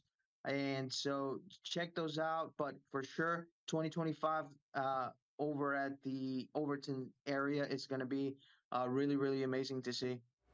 Yeah, and a lot of people, and maybe you're included, Jairo, that a lot of people think that the Metal Museum, the location where they're at right now in downtown Memphis, right on the river, some of the best views of the Mississippi River. I mean, it's really, really nice over there. Oh my God, yes, and I've seen it whenever they do weddings or they do events. You have that big tent. You're overseeing the river. It's a really great area, really. It certainly is, we can look for the Metal Museum moving to Overton Park coming up in the next couple of years. Of course, there's an article right there, as you can see, where they're talking about the relocation coming soon. And then the final story I want to highlight, of course, is we're talking about the football club. We're talking about soccer here, Barcelona, and their start to the season. Tell me more. Yeah, so Barcelona looks like they're back on a winning streak. They're three games in a row, three matches in a row that they've won. And many people say it's thanks to the new coach, Hansi, I think it's Hansi Flick, if I pronounced it right. But they haven't had these three games in a row since the 26 league title back in 2018. So it's good to see Barcelona, especially for all those Barcelona fans out there, uh, to kind of see their team kind of back on a winning streak. And so La Liga just started. We hope the best for Barcelona. Um, and of course, since Lionel Messi over there, a lot of people were really fans. So I know that if you follow Lionel Messi since back then, you know the type of Barcelona that they had. I mean, they had back in the day, they had and Neymar and all these guys out there too. So they had a great team going on from 2018 moving forward, and it's just good to see that they're coming back and they're on that 3-win streak. Exactly. And again, you can read more about this in the pages of La Prensa Latina, also on laprensalatina.com. Once again, this is the cover of the latest edition of La Prensa Latina there. On newsstands now. Final thoughts before we let you go, Jairo? No, so we're excited. I mean, September is a big day, I guess, because it pays tribute to Hispanic. So September 15th to October 15th is Hispanic Heritage Month. So make sure that you follow us on La Prensa Latina, on La Prensa Latina Media, our website, because there's a lot of activities happening in Memphis for that celebrate Latin culture. So we have a big event on September 15th at Beale Street Landing. And so make sure you follow us, pick up the paper at your normal spots. You can also find those spots at at our website, laprensalatina.com. And no, appreciate it. Love coming in here every Friday, Andrew, and look forward to next Friday. Absolutely. He is the CEO of La Prensa Latina, Jairo Aguirre, joining us on the Action News 5 digital desk as he does each and every Friday. Jairo, we really appreciate it and really look forward to more Hispanic Heritage events later this month and early next month. Thanks so much. That's right. Thank you, Andrew.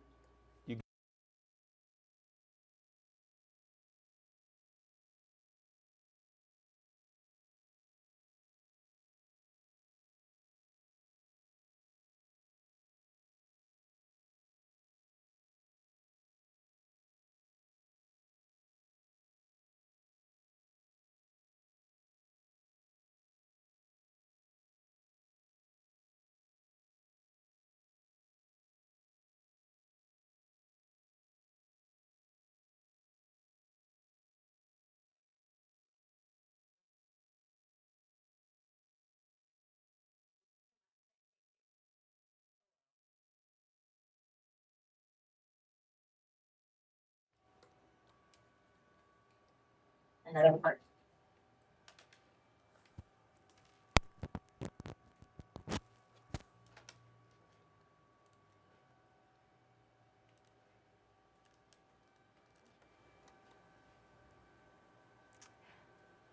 Welcome back to the Action News 5 Digital Desk. I'm Taylor Tucker in for Andrew Douglas. I hope you've been enjoying some of the stories that we've been highlighting this morning, all the great events happening here in the Mid-South. But now we're going to take a shift in things and talk about Folic Acid Awareness Week. It kicked off Sunday. And of course, helping us dive into this very important discussion is Dr. Patrick Cleeden with St. Francis Medical Group. Dr. Cleeden, thanks so much for joining us. Can you hear me? Yes, thank you for having me. Absolutely. So let's just jump right into it and just tell me, what is folic acid? So folic acid is vitamin B9. It's an important component of making DNA, which is obviously very important in early pregnancies.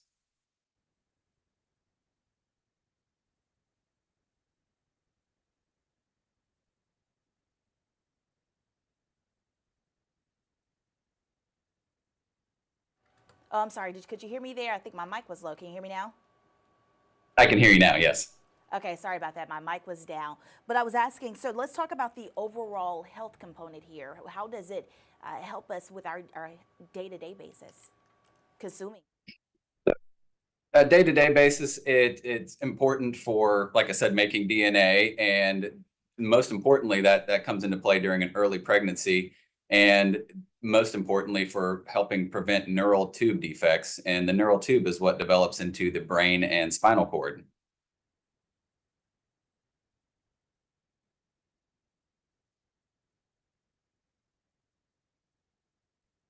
I'm sorry, I can't hear again.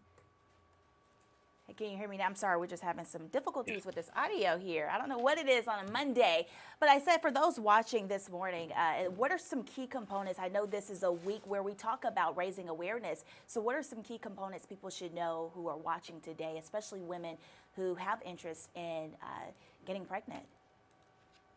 So if you are considering or potentially may become pregnant, it's important to supplement. And the easiest way to do that's with a prenatal vitamin. One good thing is here in this country, we do supplement cereal, grains, flour, things like that to provide extra folate through dietary sources. And other dietary sources where you can get it are through beef liver, leafy greens, beans, peas, eggs even. So there are ways to get it through your diet as well as supplementing with vitamins. So I'm reading some information that I have here. It lists a condition, MTHFR. What is this? Yes. So that's a genetic condition where it raises the level of a amino acid called homocysteine in the blood. And by doing what folic acid does is it breaks that homocysteine down into other amino acids that the body needs. And by doing that, it becomes more useful. So with MTHFR, patients may require extra folic acid. Fortunately, if they are getting that recommended allowance of 400 micrograms, which comes in prenatal vitamins, that's typically enough where they would not see issues with folic acid, but it is important to get that extra supplementation. I'm glad we're having this conversation because as I'm reading through it, I'm also learning here and learning different terms, as you just mentioned, and you broke that down for us. But what should we, what is a big takeaway here in this discussion, as we continue to take notes? What should we know about folic acid? Well, the big thing is that about half of all pregnancies aren't planned. So if you're potentially able to become pregnant, then that's when we recommend the supplementation, either by a daily multivitamin, an actual prenatal vitamin, or making sure that you are getting it through your diet. And one important dietary consideration is that foods that are labeled organic are exempt from the supplementation of folate. So while they still have folate in them, they are not fortified by it. So it's important to know that if you're relying on dietary sources, that organic just doesn't have as much. A very important topic, and I know you could probably discuss so many elements to this throughout the entire morning, but I want to keep it short. But if for those watching, they want to learn more, where can they go to get additional information? They could always talk with their OBGYN. That would be a good source to know if they have additional risk factors that would require additional folate supplementation, such as a family history of neural tube defects. Type 1 or type 2 diabetes also requires additional folate supplementation. And other malabsorptive conditions like irritable bowel disease, or even patients who have had certain types of bariatric surgery might need that. So that's where a conversation with your primary care doctor or an OBGYN would be helpful to know if you're getting an adequate amount of folate. And are you aware of any events this week? I know this week is, we're discussing it and talking about it and enlightening people.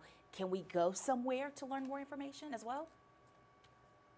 I'm unaware of that, but I will check and see if there's anything that we could, any event that we can find out. Dr. Kleen, was there anything that you were prepared to say or want to add that I did not ask you today? I think we've covered all the topics today. We've done a great job. All right, Dr. Kleen, thanks so much for joining us on the Action News 5 Digital Desk. We look forward to chatting with you soon. Thank you. Last one kind of caught me off guard. I didn't know if there was.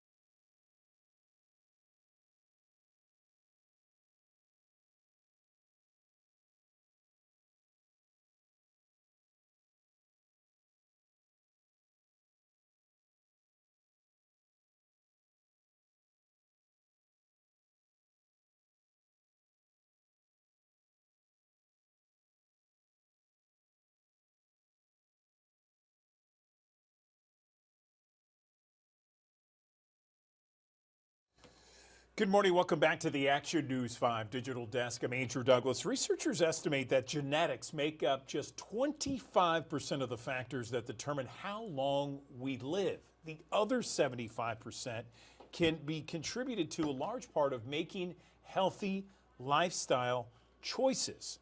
And studies find that those add years to your life. So let's talk a little bit more about all this with our friend here from Regional One Health, Dr. Anna Yang, joining us once again on the Action News 5 Digital Desk. Dr. Yang, always good to see you here. Appreciate you giving us some time this morning. So let's talk about some of the simple things we can do to add quality years to our life. Good morning. Yes, good morning. Thank you again for having me. And what you said is correct. The important thing is quality life, not just additional numbers of years. Exactly. So where do we begin? Well, so there are a lot of factors that are actually within your control to extend good years to your life. Um, it's a combination of everything, really, your physical health, your mental health, and your emotional health, and just staying safe in general. But two of the things we hear most often about, diet and exercise are always, at the top of the list of things that you can do and take control of your life to make the, last 20 years of it or more even the best that they can be. Let's dive a little bit deeper into that, because diet and exercise, you're absolutely right. That's what we hear about. What about the diet, and what about the exercise? And give me some. Let's dive deeper. Sure. So let's start with exercise. We always think of exercise as, misery and sweating and tough, but it's not just about sweating and getting that heart rate up. Exercise is also about mobility and keeping your bones strong and your muscles moving. And sometimes later in life, as simple as just walking and being able to get around and be independent. Exercising doesn't have to include, running on a treadmill or cycling or something very intense or potentially even hard on the joints. It can be even something as simple as stretching every day, or even sitting in a chair and doing some exercise, walking around in a pool, just getting your body moving so that you don't lose your ability to move your joints later on in your life. Is there a guideline like 3-4 times a week, 30 minutes each time you exercise?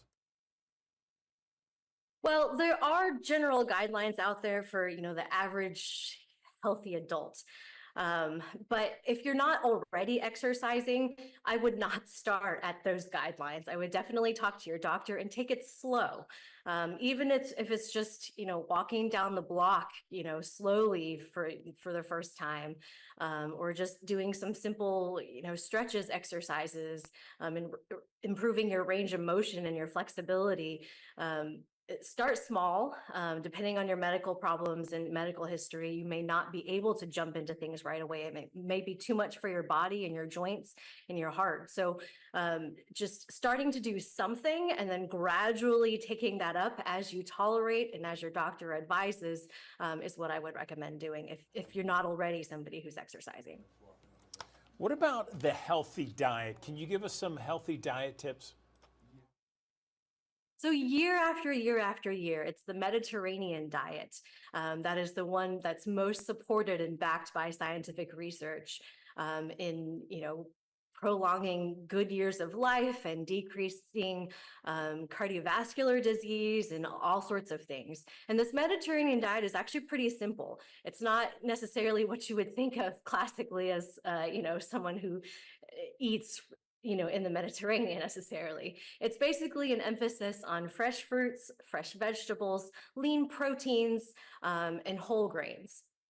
There's also something called the DASH diet, which is based on the Mediterranean diet. The DASH diet is specifically designed for hypertension or high blood pressure, to decrease high blood pressure, potentially without even requiring medication.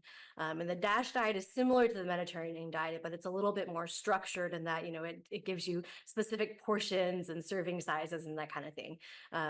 DASH stands for dietary approaches to stop hypertension. So if you want to look something up as, the most healthy diet, not just the, fad diet for losing weight or, cutting calories and that kind of thing, look up the Mediterranean diet and the DASH diet. Appreciate the deep dive on those two aspects. When we talk about healthy aging, Dr. Yang, we can't help but also mention how important sleep is. Can you talk a little bit about sleep? Absolutely. Sleep is important for every age, not just as you get older. Sometimes people think that, as you get older, maybe you don't need so much sleep or it's less important, but that's 100% not true. Sleep is where your brain goes to rest and processes memories and all the things that you did that day. And you need that sleep in order to be restful the next day, to be alert and awake and, avoid falling and be safe and, use your mind to its best capacity. And also, as people age, their schedule might become less structured. And so, napping during the day, irregular sleep schedules, that's something that's very easy of a habit to fall into sometimes. And it becomes more important to make sure you stay on a regular schedule so that your sleep cycle and your sleep schedule also stays regular.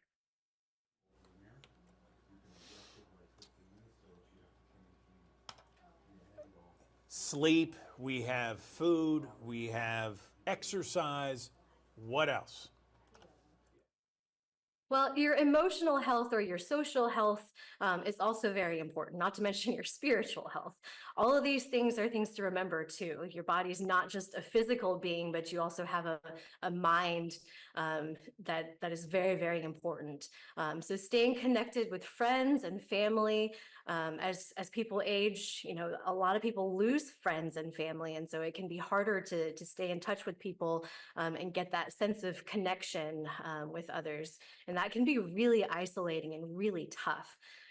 So it's really important to, make new friends and keep your old connections strong and make sure you reach out to friends and family and develop those relationships so that they can be stronger later in life as well. Also, spiritual health doesn't mean you have to be religious or go to a church, but having a way to calm your mind and process things and have a way to be at peace with yourself when tough things happen is very important. Absolutely. I'm seeing more and more things about how having that social connection, especially for older people, more and more studies show how vital that is. I see that almost every few weeks or so. It seems to come up more and more. Anything else that we can put on this list here? We've got diet and exercise. You've talked about that. Social, spiritual health. Anything else before we let you go, Dr. Yang? Sure. I mean, even just staying safe in this environment that we live in, making sure that the people you surround yourself are good influences on you and your life, staying, just safe from accidental deaths and all the violence that's happening out there, having situational awareness of where you are and who you're with and what's going on, knowing when to, walk away from a fight and how to defend yourself is just so important. I mean, you got to make it to those years in order to have those years. So getting there and preserving your life and knowing how to defend yourself and where to be and putting yourself in the best situations and the safest situations is just so important with everything that we've got going on, especially living here in Memphis. Yeah, no question about it. Dr. Anna Yang, always appreciate the conversations that we have on the Action News 5 digital desk. This is another good one. The best ways to add quality years to your life. Such a great conversation, and we appreciate your time. Thank you. Thanks for having me.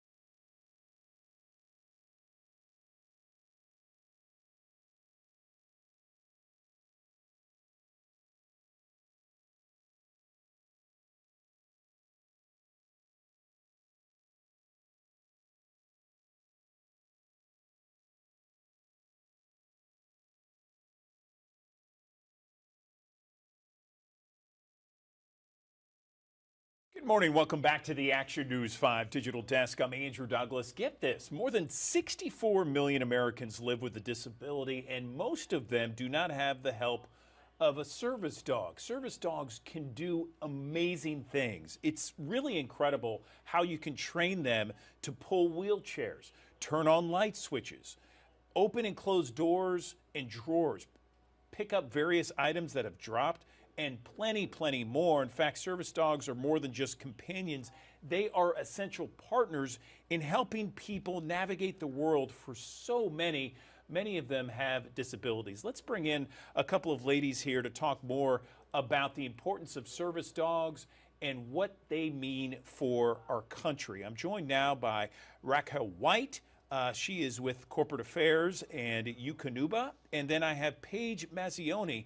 She is with Canine Companions. Ladies, good morning to you both. Let's talk a little bit about, first off, Paige, let's go to you and talk a little bit about the service dog industry and the involvement in training these dogs. Good morning. Good morning. So as you said, 64 million Americans and growing have a disability that can be helped with the support of a service dog. And at Canine Companions, we train service dogs and place them with people with over 65 different disabilities, everything from physical disabilities to cognitive disabilities to hearing loss to military-related PTSD. And we place our dogs with children, adults, and veterans free of charge. We also have facility dogs who work with professionals in settings like the criminal justice system, hospitals, and education, and they help many people every day. And we have a 98% success rate with our matches with our clients. How long does it take to train a service dog? Does it depend? No, it takes about 2 years total. We invented the concept of the modern service dog in 1975, and we created the methods of training to teach the tasks that mitigate the symptoms of a disability. And since then, we've evolved our training at our 7 campuses where our professional trainers train our dogs in over 45 tasks. And as you said, those tasks can be everything from opening doors, picking up items, many tasks that mitigate the symptoms of a disability. We also make sure that we look at the aptitude of the dog and place it with a person that's well matched for their future partnership. Yeah, amazing video that was just shown about all the different things that service dogs can do for so many different people. Raquel, over to you. Tell me about Eukanuba and some of the different programs they have in place from now until the end of the year to support the training of these dogs. 30 years, Eukanuba has partnered with Canine Companions to provide the science-based nutrition that pets need, that these service dogs need, especially formulated, because it is so important to be involved with an organization like this that does so much for so many people in a specific community. This year, we have a program called Feed Eukanuba, Fuel Independence, and it's where through the end of the year, you can buy a 28-pound bag or larger of Eukanuba dog food, and $20 will go to Canine Companions to support their mission and to help them with the funds, because as Paige said, you know, they give these dogs to people with disabilities absolutely free of charge. So this is to help them with that.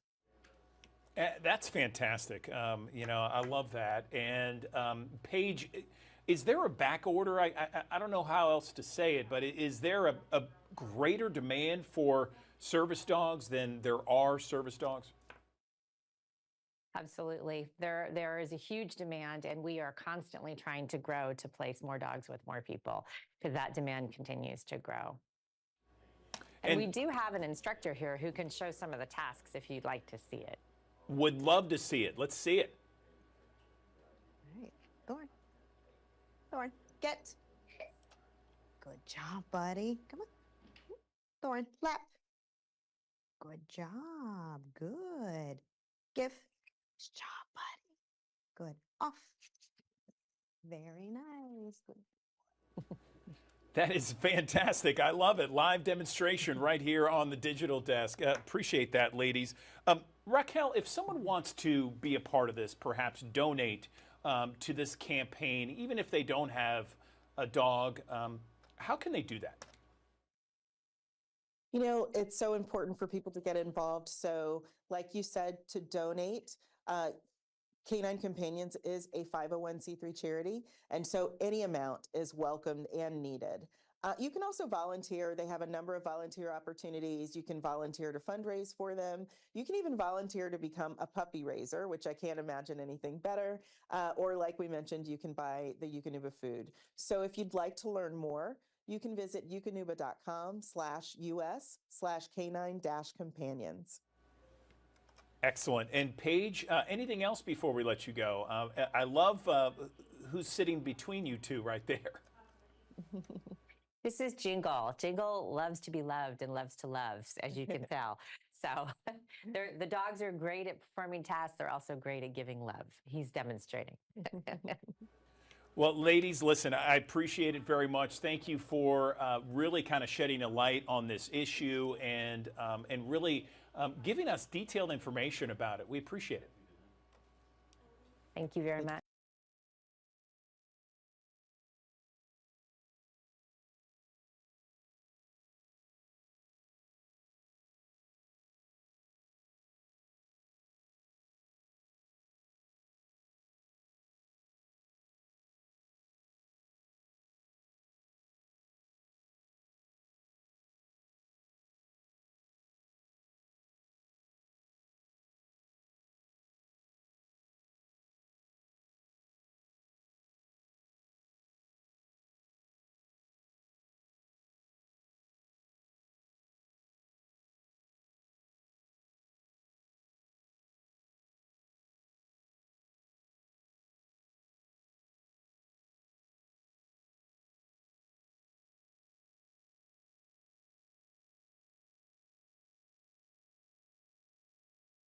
Thanks for joining us here on the Action News 5 digital desk here on a Monday morning. Feeling very comfortable across the Mid-South. Temperatures starting off 40s and 50s early this morning.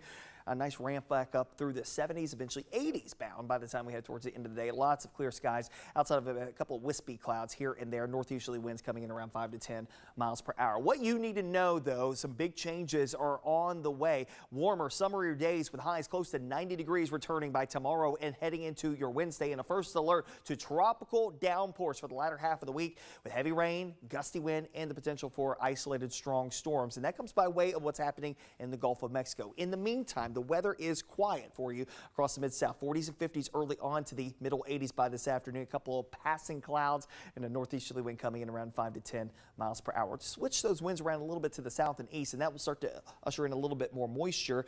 50s and 60s early on your Tuesday. We'll work our way back up to the upper 80s, close to 90. A couple of passing clouds moving through the skies, but the clouds will become a little bit more dominant heading into your Wednesday as moisture begins to filter in from the south. That may kick up a shower or two late in the day on Wednesday, but the bulk of our rain probably holding off until after midnight, Wednesday into Thursday, and that's the moisture building in from potential tropical cyclone number 6, which will likely become Francine as we head into the latter portion of today, and then rolling into Tuesday and Wednesday before making a landfall sometime on Wednesday. Of course, we want you to stay weather aware, up to date with the very latest on the Action News 5 First Alert Weather app, downloaded in the Google Play Store and the Apple App Store. Latest update from the Hurricane Center, again, still looking at a track that will take it up towards the north, likely as a hurricane making landfall in South Louisiana. Now, when we look at the cone track here, okay, you're looking at where the center of circulation could be. Now, obviously, there's a center line track here, but the center of circulation can fall anywhere within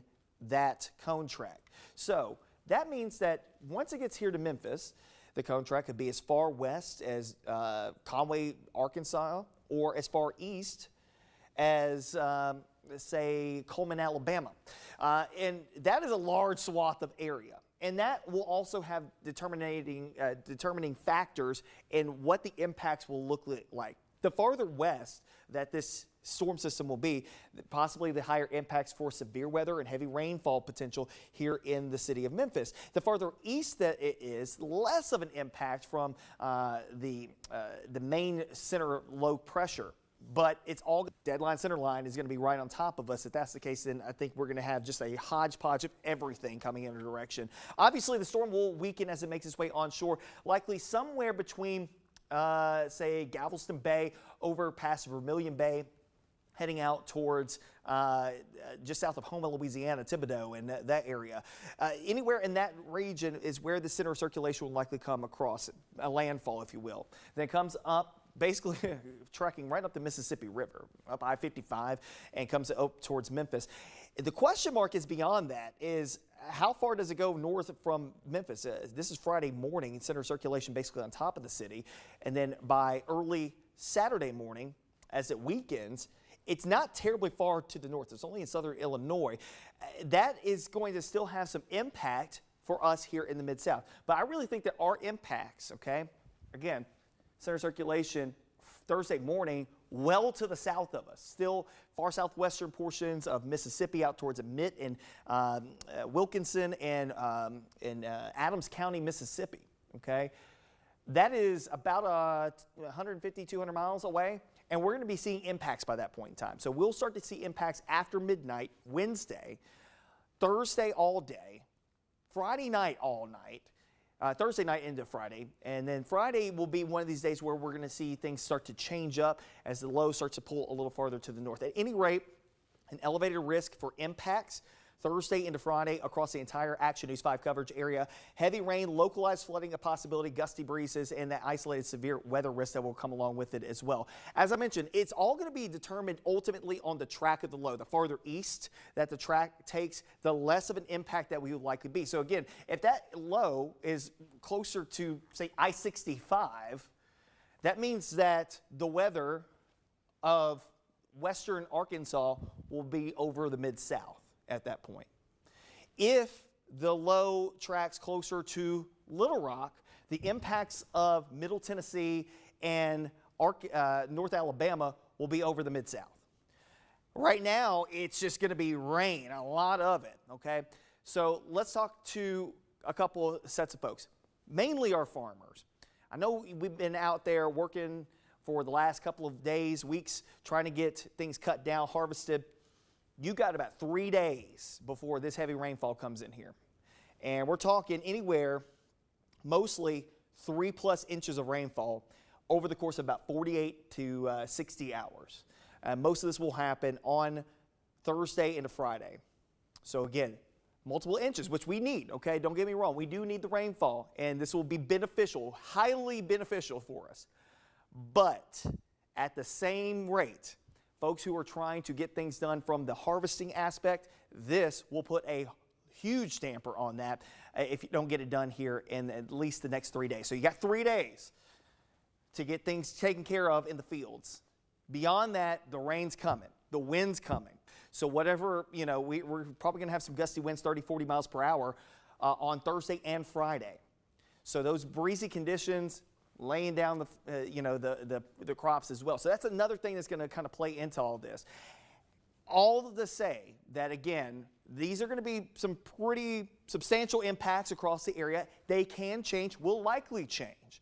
We're going to hone in on that, be the first to alert you to those changes. But for right now, it seems like it's going to rain, okay? I think there's a high likelihood that we're going to deal with rain on Thursday and Friday. Question mark is how quickly does the rain exit for Friday, Saturday, and Sunday. We have a lot of big events going on. Cooper Young. We also have the Southern Heritage Classic, UAPB, and TSU coming to town. A lot of folks going to be in town this weekend. The hope is that the weather can clear out through Friday evening into Saturday. But I think that at least Friday morning we're going to be wet and breezy. I think the rain does start to taper off through Friday afternoon and evening. But the question mark is how quickly can it all get out of here? Because there could be some lingering impacts because the low's not going to go very far to the north. Again, between Friday morning at 1 a.m. to Saturday morning at 1 a.m., that jaunt is only about, as far as the crow flies, about 150 miles. And you're still going to have impacts still swirling about that area of low pressure. Much weaker at that point, but still impacts nonetheless.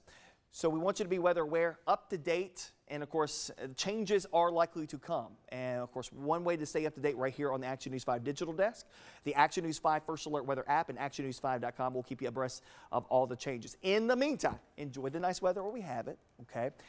Get what you need to get done in the fields, my farmers, today, tomorrow. Wednesday's not bad either, but we're going to start to see the rain really start to roll in here Wednesday night into Thursday, rolling into Friday before we start to dry things out heading into the weekend. Again, we'll keep you abreast of any changes here and be the first to alert you to those changes here on the Action News 5 digital desk and all of our platforms. All righty, that was First Alert meteorologist Patrick Ellis. The time now is 9:31. We're going to switch gears, talk about a very important topic. We're talking about ovarian cancer. September is the awareness week for that.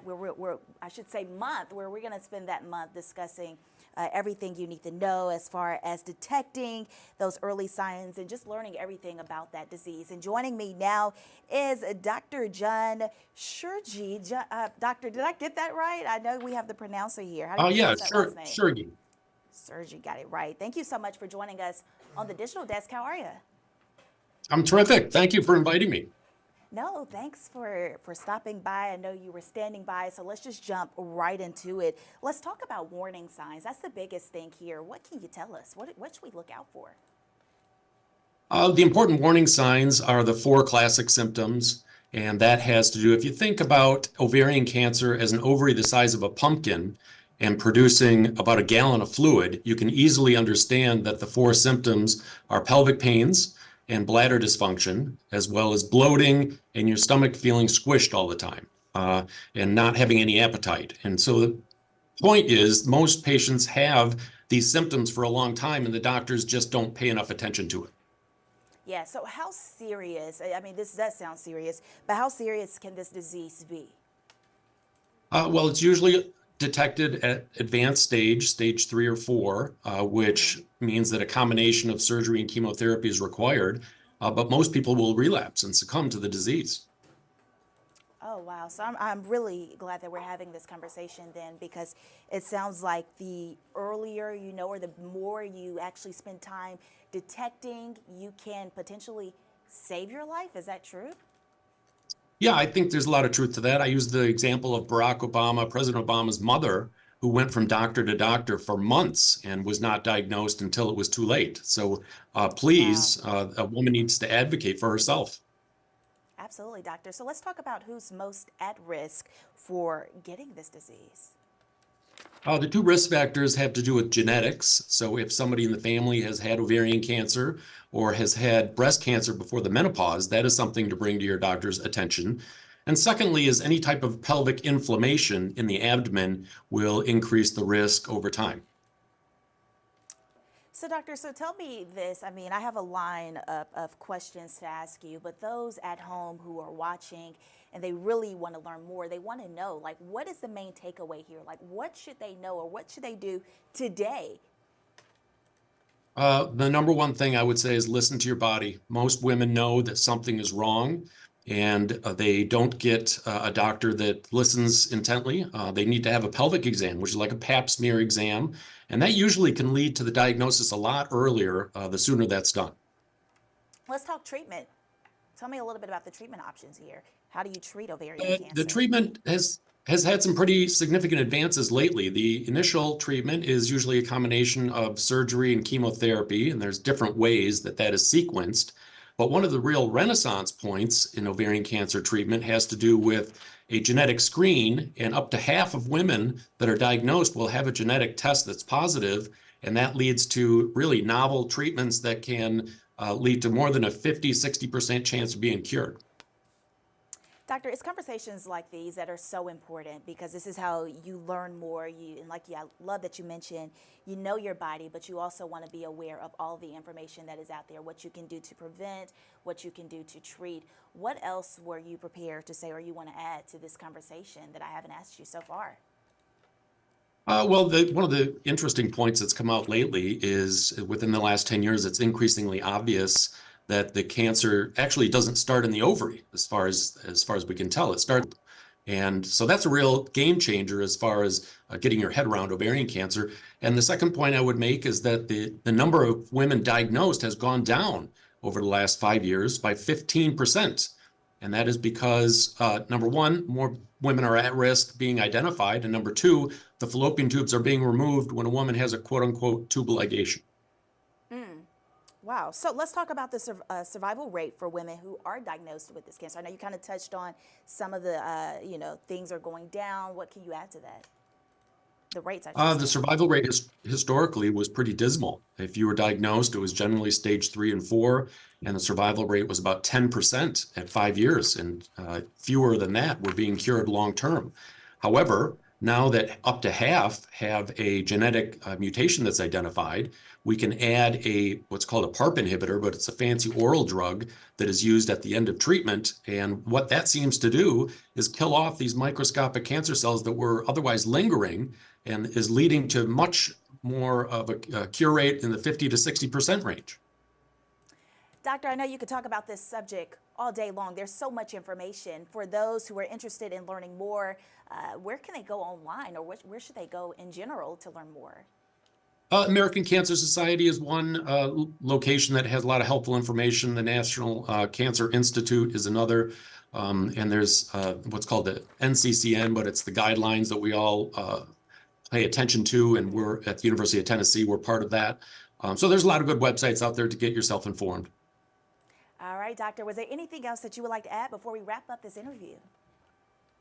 Just to reiterate, listen to your body. And if you're having symptoms that seem unusual for you and they're persisting over 2, 3, 4 weeks, bring it to your doctor's attention and insist on having an exam.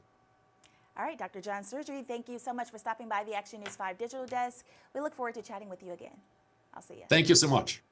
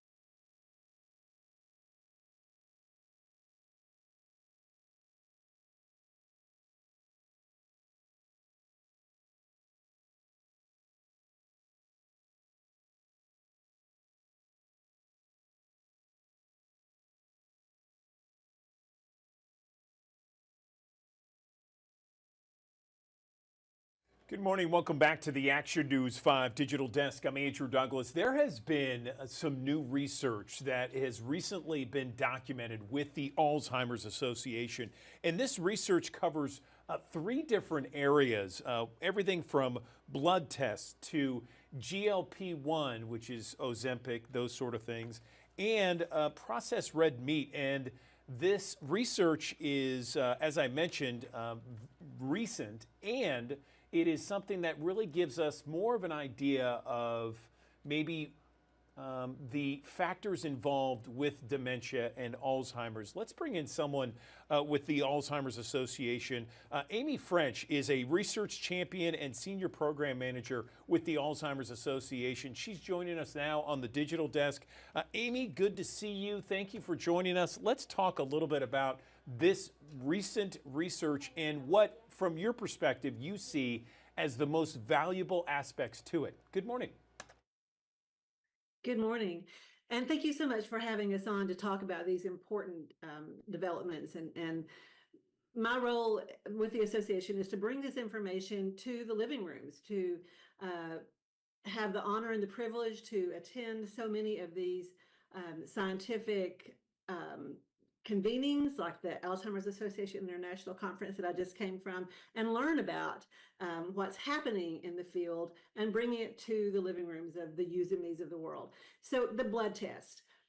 As we know, the diagnostic process for Alzheimer's disease is very complex right now, and it requires extensive cognitive testing, usually brain imaging that is expensive and not always paid for by insurance and not accessible to everyone, things like PET scan imaging.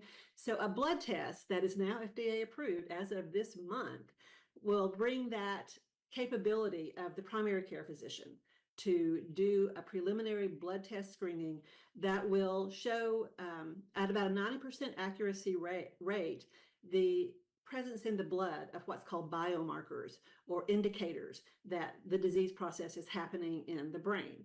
And that will, of course, accelerate diagnosis.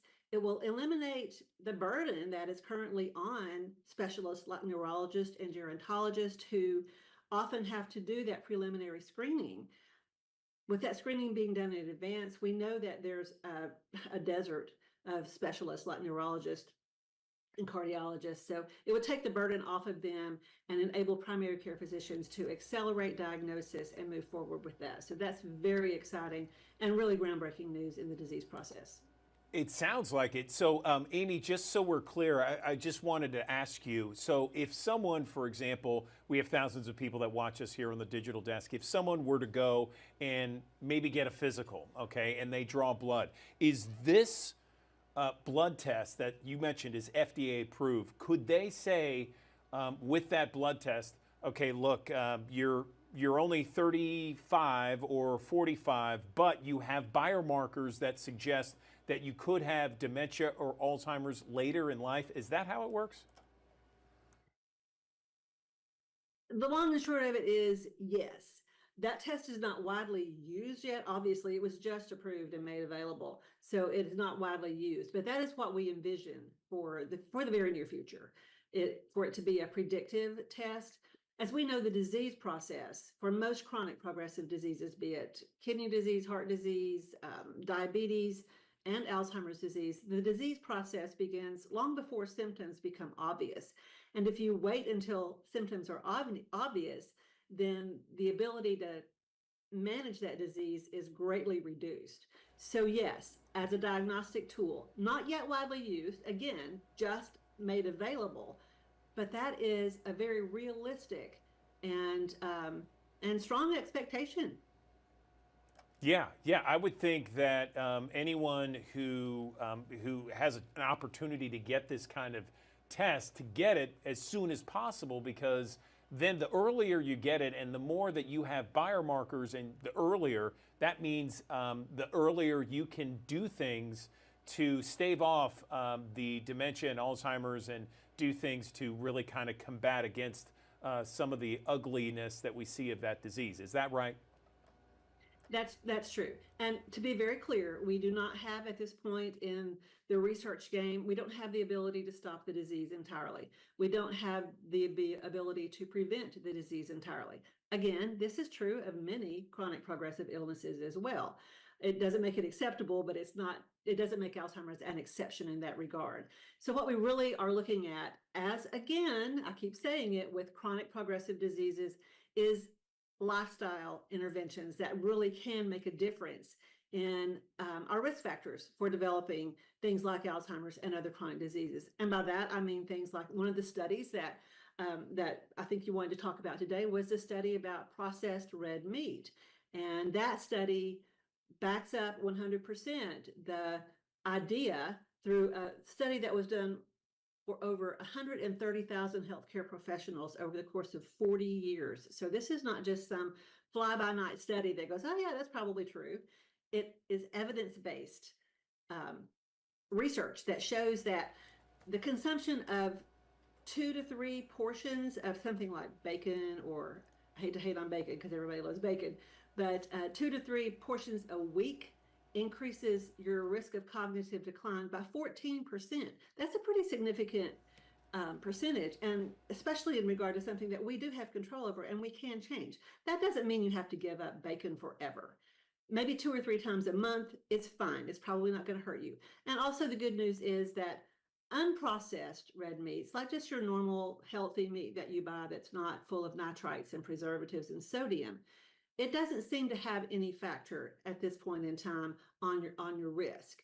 So we're looking at pretty much, excessive use of processed meats that is the culprit here. Gotcha. So, hot dogs, sausages, bacon, those traditional things, not necessarily, like red meat when you say steak, or a piece of pork or something like that that's unprocessed, right? And yes, that's correct. And the guidelines that are in place for a healthy diet like the Mediterranean diet, the DASH diet, all of those guidelines are still very much recommended in regard to overall health. We're just showing through this study that it just backs up everything that we already know about a healthy diet and the scientific evidence that's there in regard to what's good for the heart is good for the brain. Right. And so, Amy, I'm reading from one of the things from the Alzheimer's report, and it says that processed meat, as we've been talking, raises the risk of dementia, but if you swap it for nuts and beans, it will lower the risk. And you mentioned earlier how this was a 4-decade study of more than 130,000 people. So it wasn't a small group and it wasn't a small timeline. We're talking a huge, that's a beautiful study, if you will, because it covers so many different people over such a long period of time.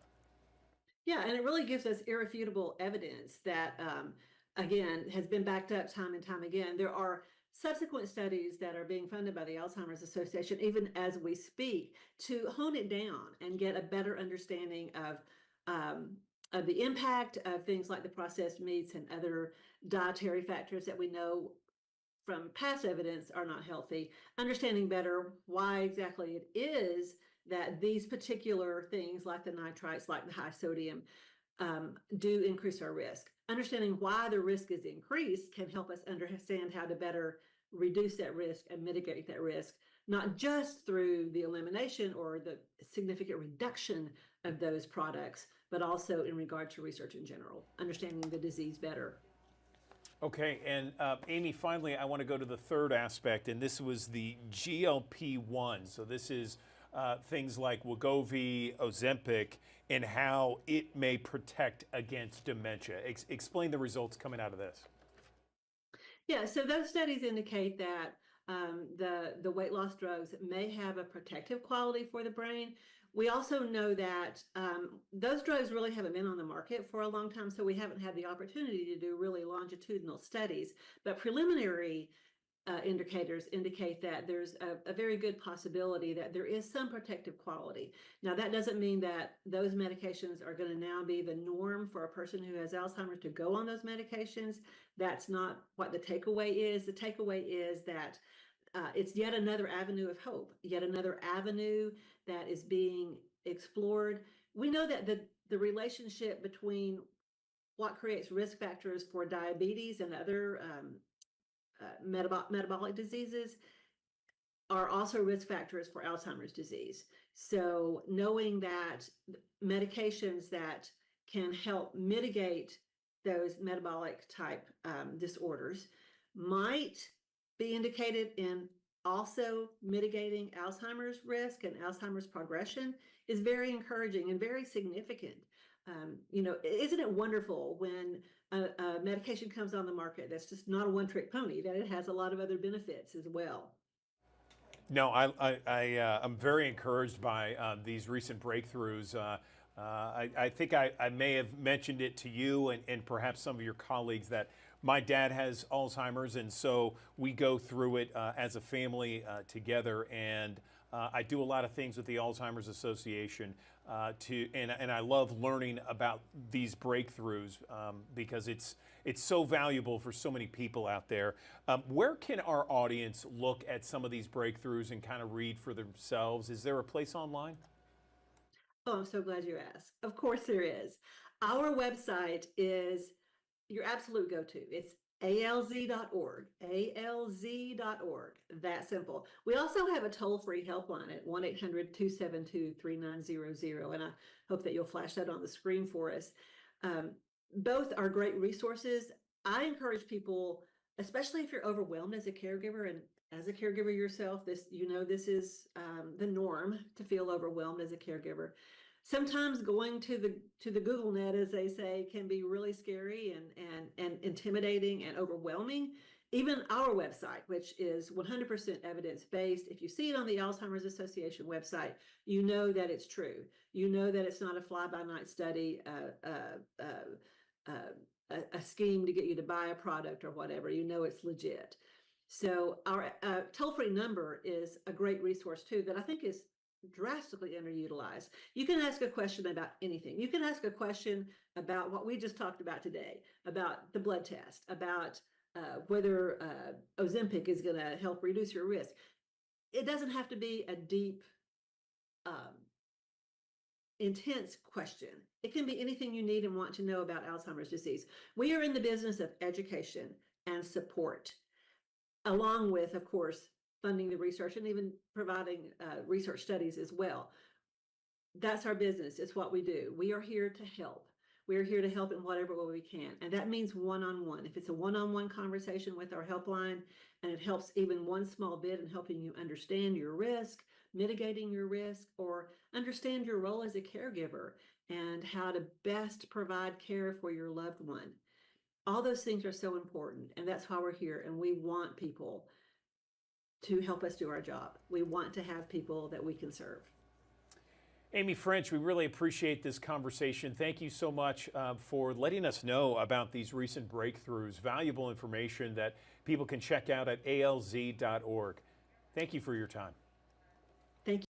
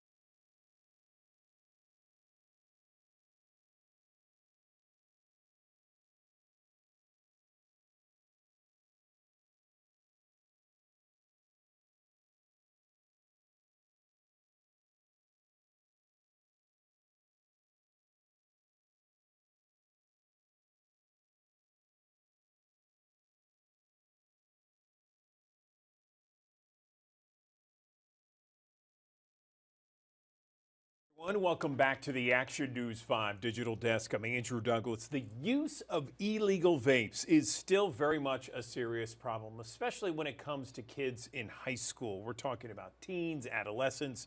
They use these disposable e-cigs from China, and they have an extraordinary amount of concentrations of nicotine. They're highly addictive, and they're appealing to these kids and adolescents because of their appearance. They look like toys, they're school supplies, and they have all these different flavors. So how do we combat this? Because right now, according to a study since 2019, 60% of youth, high school kids, okay, reported using these disposable e-cigarettes. It's an awful situation. I know so many parents firsthand that have struggled to deal with this issue. Let's bring in someone to help us and discuss this in detail. I'm joined right now by Rich Marianos, a former ATF deputy director. He's joining us on the digital desk.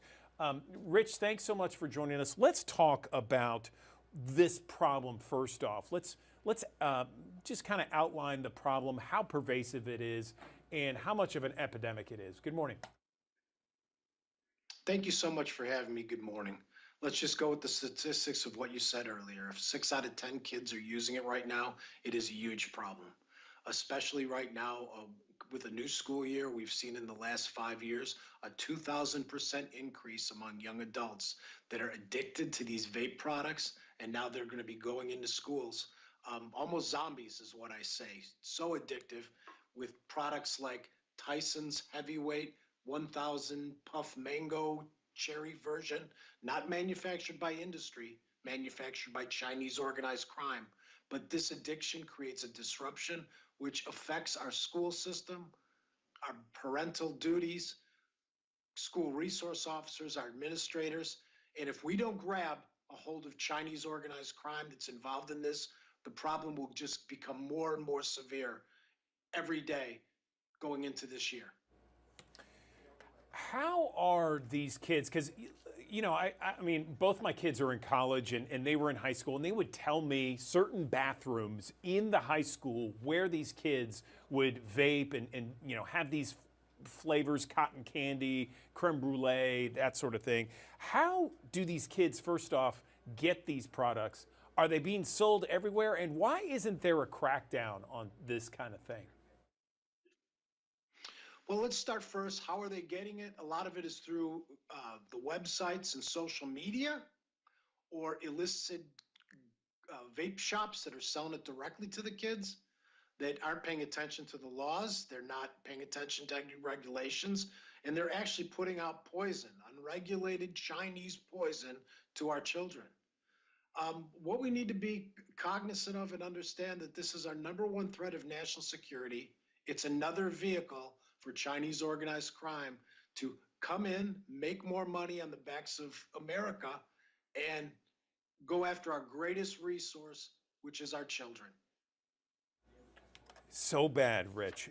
It just infuriates me as a parent, and what my kids have told me about the epidemic and the problem that they see firsthand. So we've identified, this problem and how large it is. So let's talk about solutions for all those parents, the grandparents, family members out there. Well, you brought it up a little bit earlier, and we need better enforcement. We need the government to pay attention to what's going on. We need states to develop a registry to what is illegal in terms of also what is legal for tobacco harm reduction. When these products first came out, the good ones are designed to get people away from combustibles, but the bad ones are now addicting our children. We need enforcement. We need to be giving the laws the tools, directories for law enforcement to go and put these vape shops out of business, to disrupt the supply chain, and understand that organized crime hits everyone. It's time that we hit back, and as a community, as a society, hit back in taking these out of the marketplace and making it safer for our young adults. I couldn't agree more, Rich, especially when you talk about, this poison, for lack of a better term. I mean, we have no idea what's in this stuff. And, no matter where it's marketed, I mean, we have no idea what's in that, the long-lasting effects of some of that liquid, that vape liquid. Are there any places any states that, from your best vantage point, that do it right in terms of law enforcement, cracking down, anything like that? And if so, can we talk about them? Or if not, let's come up with some ideas and how we can push this to our state lawmakers. The best strategy are those that have registries, that are working in concert with their law enforcement partners and coming up with a solution, working with their schools, identifying the delivery system that these young adults are using to sneak it, and then going out there again to arrest and disrupt the marketplace. Enforcement works. It always has worked, but let's go after the bad guys in the marketplace. Let's understand what the problem is and understand that the ones that are FDA approved are good for those who want to curtail combustible smoking. Everything else, it's a crime to possess, sell, and we need to get it out of the hands of our kids and enforce the government, not just to use the FDA, but give local law enforcement their tools to enforce it. The FDA is trying, but sending letters and going out there without a structured strategic plan is not the solution. We need a real law enforcement agency and real police to get behind this, to go after, again, our largest national security threat, and that is Chinese organized crime. I think a lot of parents and grandparents, Rich, are saying, hey, can you say it louder for the people in the back? We have thousands of people watching us each and every morning here on the digital desk. If they want to do something and they agree 100% with what you're saying, what would you recommend they do? First thing, let's go on our website, website put together with some partners, illegalvapes.com, that has all the information on good practices, even failed practices, good articles, bad articles, but it gives the picture of how to do this and how to do it right and create a holistic approach. We can't do this in a vacuum. Our politicians have to. They must work with the school system. They must work with the parents. They must get involved in the community and hear what the biggest problems are. You talked about the bathroom vape location. They need to understand that some of these schools have locations where these kids know to go that are unsupervised, and it's a problem, it's a threat. They need to work together in this, what I call the holistic approach, rather than make these decisions in the vacuum. And then further, if it's the FDA, ATF, if it's local police, whoever it may be, that they need to use resources to target this problem. Totally agree there. Illegalvapes.com. Anything else you want to mention this morning, Rich, we haven't touched on you feels important? It's truly an epidemic that we need to crack down on and get under control. Parents need to understand that this is a terrible issue. It is affecting the way our kids are developing, how their brains are developing by the use of these illegal vape products. And they also need to take a stronger approach. Some can't just brush it away that my kids aren't in gangs, my kids aren't using drugs. If vape is the only problem, it's okay, I'll live with it. That's the wrong response. It's the wrong attitude. And they need to take a more aggressive approach to jump in and realize that a product that's manufactured for kids by organized crime needs to be taken very, very seriously. And it's not only a threat to public safety, but it's a threat to public health. Illegalvapes.com. Rich Marianos, former ATF Deputy Director. We really appreciate this discussion this morning on the Digital Desk. Thank you for letting us know about not only your website, but also best practices to crack down on this awful epidemic that's affecting so many teens and adolescents out there. We appreciate your time. Thank you so much for giving me the opportunity to share the correct information out there.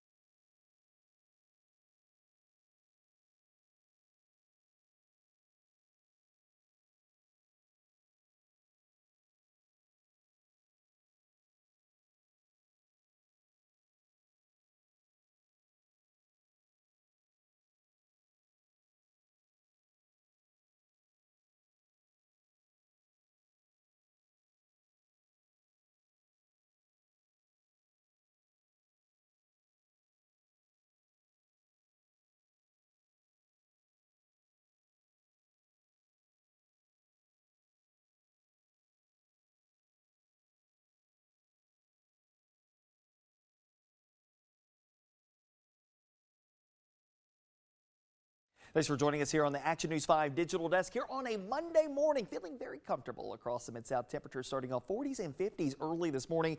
A nice ramp back up through the 70s, eventually 80s bound by the time we head towards the end of the day. Lots of clear skies outside of a couple of wispy clouds here and there. Northeasterly winds coming in around 5 to 10 miles per hour. What you need to know, though, some big changes are on the way. Warmer, summerier days with highs close to 90 degrees returning by tomorrow and heading into your Wednesday. And a first alert to tropical downpours for the latter half of the week with heavy rain, gusty wind, and the potential for isolated strong storms. And that comes by way of what's happening in the Gulf of Mexico. In the meantime, the weather is quiet for you across the Mid-South. 40s and 50s early on to the middle 80s by this afternoon. A couple of passing clouds and a northeasterly wind coming in around 5 to 10 miles per hour. Switch those winds around a little bit to the south and east, and that will start to usher in a little bit more moisture. 50s and 60s early on your Tuesday. We'll work our way back up to the upper 80s, close to 90. A couple of passing clouds moving through the skies, but the clouds will become a little bit more dominant heading into your Wednesday as moisture begins to filter in from the south. That may kick up a shower or two late in the day on Wednesday, but the bulk of our rain probably holding off until after midnight, Wednesday into Thursday, and that's the moisture building in from potential tropical cyclone number 6, which will likely become Francine as we head into the latter portion of today, and then rolling into Tuesday and Wednesday before making a landfall sometime on Wednesday. Of course, we want you to stay weather aware, up to date with the very latest on the Action News 5 First Alert Weather app. Download it in the Google Play Store and the Apple App Store. Latest update from the Hurricane Center. Again, still looking at a track that will take it up towards the north, likely as a hurricane making a landfall in South Louisiana. Now, when we look at the cone track here, okay, you're looking at where the center of circulation could be. Now, obviously, there's a center line track here, but the center of circulation can fall anywhere within that cone track.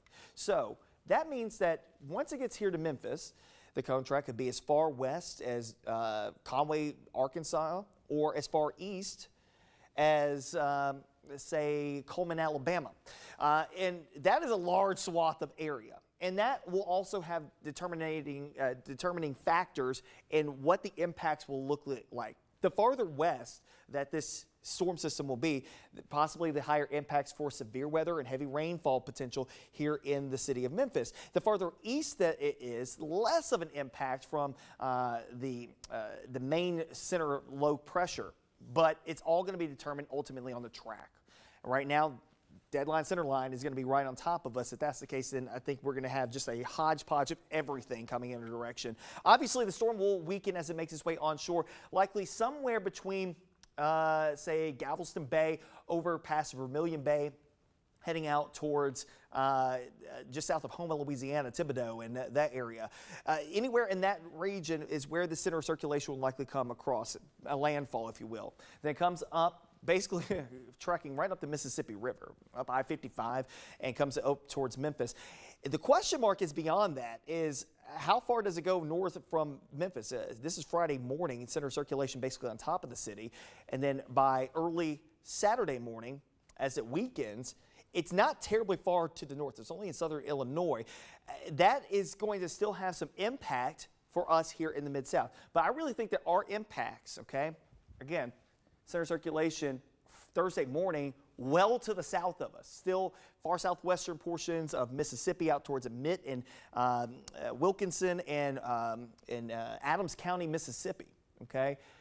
That is about 150, 200 miles away, and we're going to be seeing impacts by that point in time. So we'll start to see impacts after midnight, Wednesday, Thursday all day, Friday night all night, Thursday night into Friday, and then Friday will be one of these days where we're going to see things start to change up as the low starts to pull a little farther to the north. At any rate, an elevated risk for impacts Thursday into Friday across the entire Action News 5 coverage area. Heavy rain, localized flooding a possibility, gusty breezes, and that isolated severe weather risk that will come along with it as well. As I mentioned, it's all going to be determined ultimately on the track of the low. The farther east that the track takes, the less of an impact that we would likely be. So again, if that low is closer to, say, I-65, that means that the weather of western Arkansas will be over the Mid-South at that point. If the low tracks closer to Little Rock, the impacts of Middle Tennessee and North Alabama will be over the Mid-South. Right now, it's just going to be rain, a lot of it, okay? So let's talk to a couple of sets of folks, mainly our farmers. I know we've been out there working for the last couple of days, weeks, trying to get things cut down, harvested. You got about 3 days before this heavy rainfall comes in here. And we're talking anywhere, mostly 3+ inches of rainfall over the course of about 48 to 60 hours. Most of this will happen on Thursday into Friday. So again, multiple inches, which we need, okay? Don't get me wrong. We do need the rainfall, and this will be beneficial, highly beneficial for us. But at the same rate, folks who are trying to get things done from the harvesting aspect, this will put a huge damper on that if you don't get it done here in at least the next 3 days. So you got 3 days to get things taken care of in the fields. Beyond that, the rain's coming, the wind's coming. So whatever, you know, we're probably going to have some gusty winds, 30, 40 miles per hour on Thursday and Friday. So those breezy conditions, laying down the crops as well. So that's another thing that's going to kind of play into all this. All to say that, again, these are going to be some pretty substantial impacts across the area. They can change, will likely change. We're going to hone in on that, be the first to alert you to those changes. But for right now, it seems like it's going to rain, okay? I think there's a high likelihood that we're going to deal with rain on Thursday and Friday. Question mark is how quickly does the rain exit for Friday, Saturday, and Sunday. We have a lot of big events going on. Cooper Young. We also have the Southern Heritage Classic, UAPB and TSU coming to town. A lot of folks going to be in town this weekend. The hope is that the weather can clear out through Friday evening into Saturday. But I think that at least Friday morning we're going to be wet and breezy. I think the rain does start to taper off through Friday afternoon and evening. But But the question mark is, how quickly can it all get out of here? Because there could be some lingering impacts, because the low's not going to go very far to the north. Again, between Friday morning at 1 a.m. to Saturday morning at 1 a.m., that jaunt is only about, as far as the crow flies, about 150 miles. And you're still going to have impacts still swirling about that area of low pressure. Much weaker at that point, but still impacts nonetheless. So we want you to be weather aware, up to date, and of course, changes are likely to come. And of course, one way to stay up to date right here on the Action News 5 digital desk, the Action News 5 First Alert Weather app, and actionnews5.com will keep you abreast of all the changes. In the meantime, enjoy the nice weather where we have it, okay? Get what you need to get done in the fields, my farmers, today, tomorrow. Wednesday's not bad either. But we're going to start to see the rain really start to roll in here Wednesday night into Thursday, rolling into Friday before we start to dry things out heading into the weekend. Again, we'll keep you abreast of any changes here and be the first to alert you to those changes here on the Action News 5 digital desk and all of our platforms.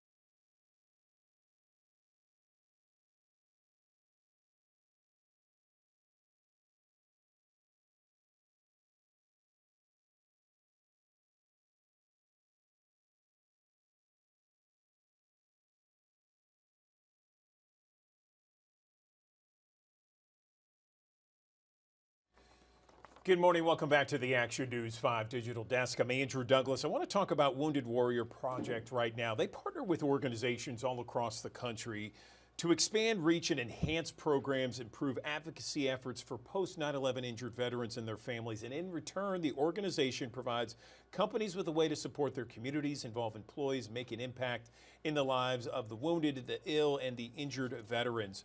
I want to talk more about what they do and how important these nonprofit business relationships are. I'm joined now, I believe it's Bree Katzer-Todd, VP of Business Development for Wounded Warrior Project, and Brian Tucker with CSX. Thank you both for joining us.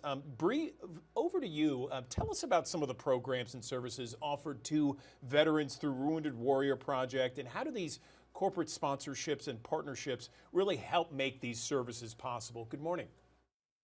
Good morning. Thank you so much for having us. Wounded Warrior Project has a number of different programs to really meet the warrior where they are in their recovery journey. And they focus on mental and brain health, financial wellness, connection, advocacy efforts, as well as physical health and wellness. And we provide these programs free of charge to the warriors and their family members. And that's really where our corporate partners step in, because they help us fuel our programs and services. They help provide much needed funding, they engage their employees, they connect with communities, and they help amplify the mission of Wounded Warrior Project each and every day. Brian, over to you. Tell me about CSX involvement with Wounded Warrior Project and why you decided to get involved, and specifically about this drone program, I believe, that you are helping fund, right? That's correct. Well, service is really part of CSX's DNA. Every day, the men and women of CSX, the 23,000 railroaders, are out there in service to our country's economy, keeping goods moving across the country. But our connection to service runs even deeper than that. About 1 in 5 of our employees is a veteran, has served our country. So it's something that we care deeply about, something that our employees are very close to. And that's why we're so proud to partner with the Wounded Warrior Project to offer a whole host of programs and support and resources, but the one that we're particularly proud of is the Warriors to Work program, and this is the drone certification program. We have equipment, we have experts, we use drones in the railroad industry, and we train these veterans to get certified as drone pilots to help with that transition from military service to the civilian world. And that is something that we're really excited about, and we're very proud to help these warriors as they make that transition, because we know that it can be a challenge. Bree, know that name and maybe have some familiarity with what exactly it is, but can you spell it out for us and how long you guys been in existence and what exactly you do? Absolutely. So Wounded Warrior Project, we've been around for 20 years, and we started as a very small organization, and now we're a national organization with a local impact. So we serve warriors and family members in their community, and we provide a number of different programs. As I mentioned, they are free to the warriors and their families, and those programs are still in need. We have 71 warriors signing up every single day for our programs and services. And we're able to deliver them because of companies, because of individuals that have raised their hand. And so we're continuing to provide the necessary programs and services to warriors each and every day. Bree, we have thousands of people that watch us each and every morning here on the digital desk. If someone is watching and perhaps they're a business owner or perhaps they're just an employee and they want to help out, what are the best ways to do that? Well, I would welcome anyone to go to woundedwarriorproject.org, and there you will find a number of different ways to get involved, whether you're a company, an individual, as you mentioned, an employee, and you want to take this back to your company. And also, if you are a veteran, a warrior, a family member, and you want to learn more about our programs and get involved, you can find all of the information there also. So it's woundedwarriorproject.org. Brian, did you mention something about the drone program yet? Yes, I did. That's a program, it's the Warriors to Work program, and we're specifically focused on providing drone certification training to the Wounded Warriors through the Wounded Warrior Project, and something that we're very proud of. And tell me what it's been like to partner with Wounded Warrior Project. Has it benefited your business, employees, what? Well, our partnership with the Wounded Warrior Project is something that we are extremely proud of. As a partner, you know, you want to have a relationship where you can grow together, and that's exactly what we've done. I mentioned that we have a number of things that we're working on, but we're always working together to increase the impact. It's more than just writing a check. It's really about getting our employees involved, finding ways to make connections that make sense for our business. And we've actually hired some of the Wounded Warrior members. And it's just something that we're really proud of and that we look to continue for the years ahead. Okay, Bree and Brian, we appreciate you coming on the digital desk, informing our audience about the importance of not only supporting the Wounded Warrior Project, but also those nonprofit business relationships. We appreciate it. Thank you for having us. Thank you. Okay.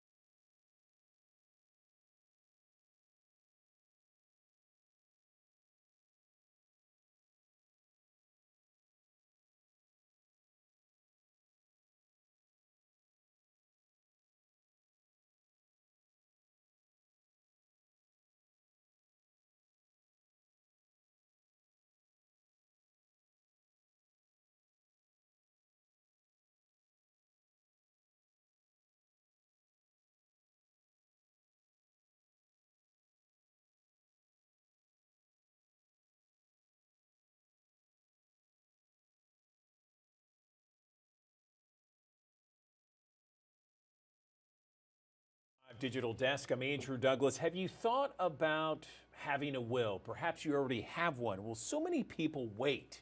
They wait for life-changing events, health scares, maybe property purchases, parenthood, you starting to have kids. They wait for those moments in order to consider having a will, but it's so important to have because that's really allowing you to ensure your final wishes are honored. And instead of going somewhere else or instead of things happening where you don't want them to happen, your wishes are honored in a legal will. So how hard is it to get a will? How much does it cost? Is it very time consuming? Let's bring in someone to help us navigate this issue. I'm joined right now by Ashley Robinson. She's a senior director at LegalZoom. They do all kinds of wills for us. She's joining us on the digital desk. Ashley, good morning to you. So for our audience right now, can you tell us exactly what a will is and how important it is to have this kind of legal document? Good morning. Absolutely. Good morning. So think of your will like your personal playbook for what happens after you leave the party. It's a legal document that outlines how you want your treasures divvied up after you're gone. That could be your bank accounts, your real estate, your favorite guitar, even your beloved pets.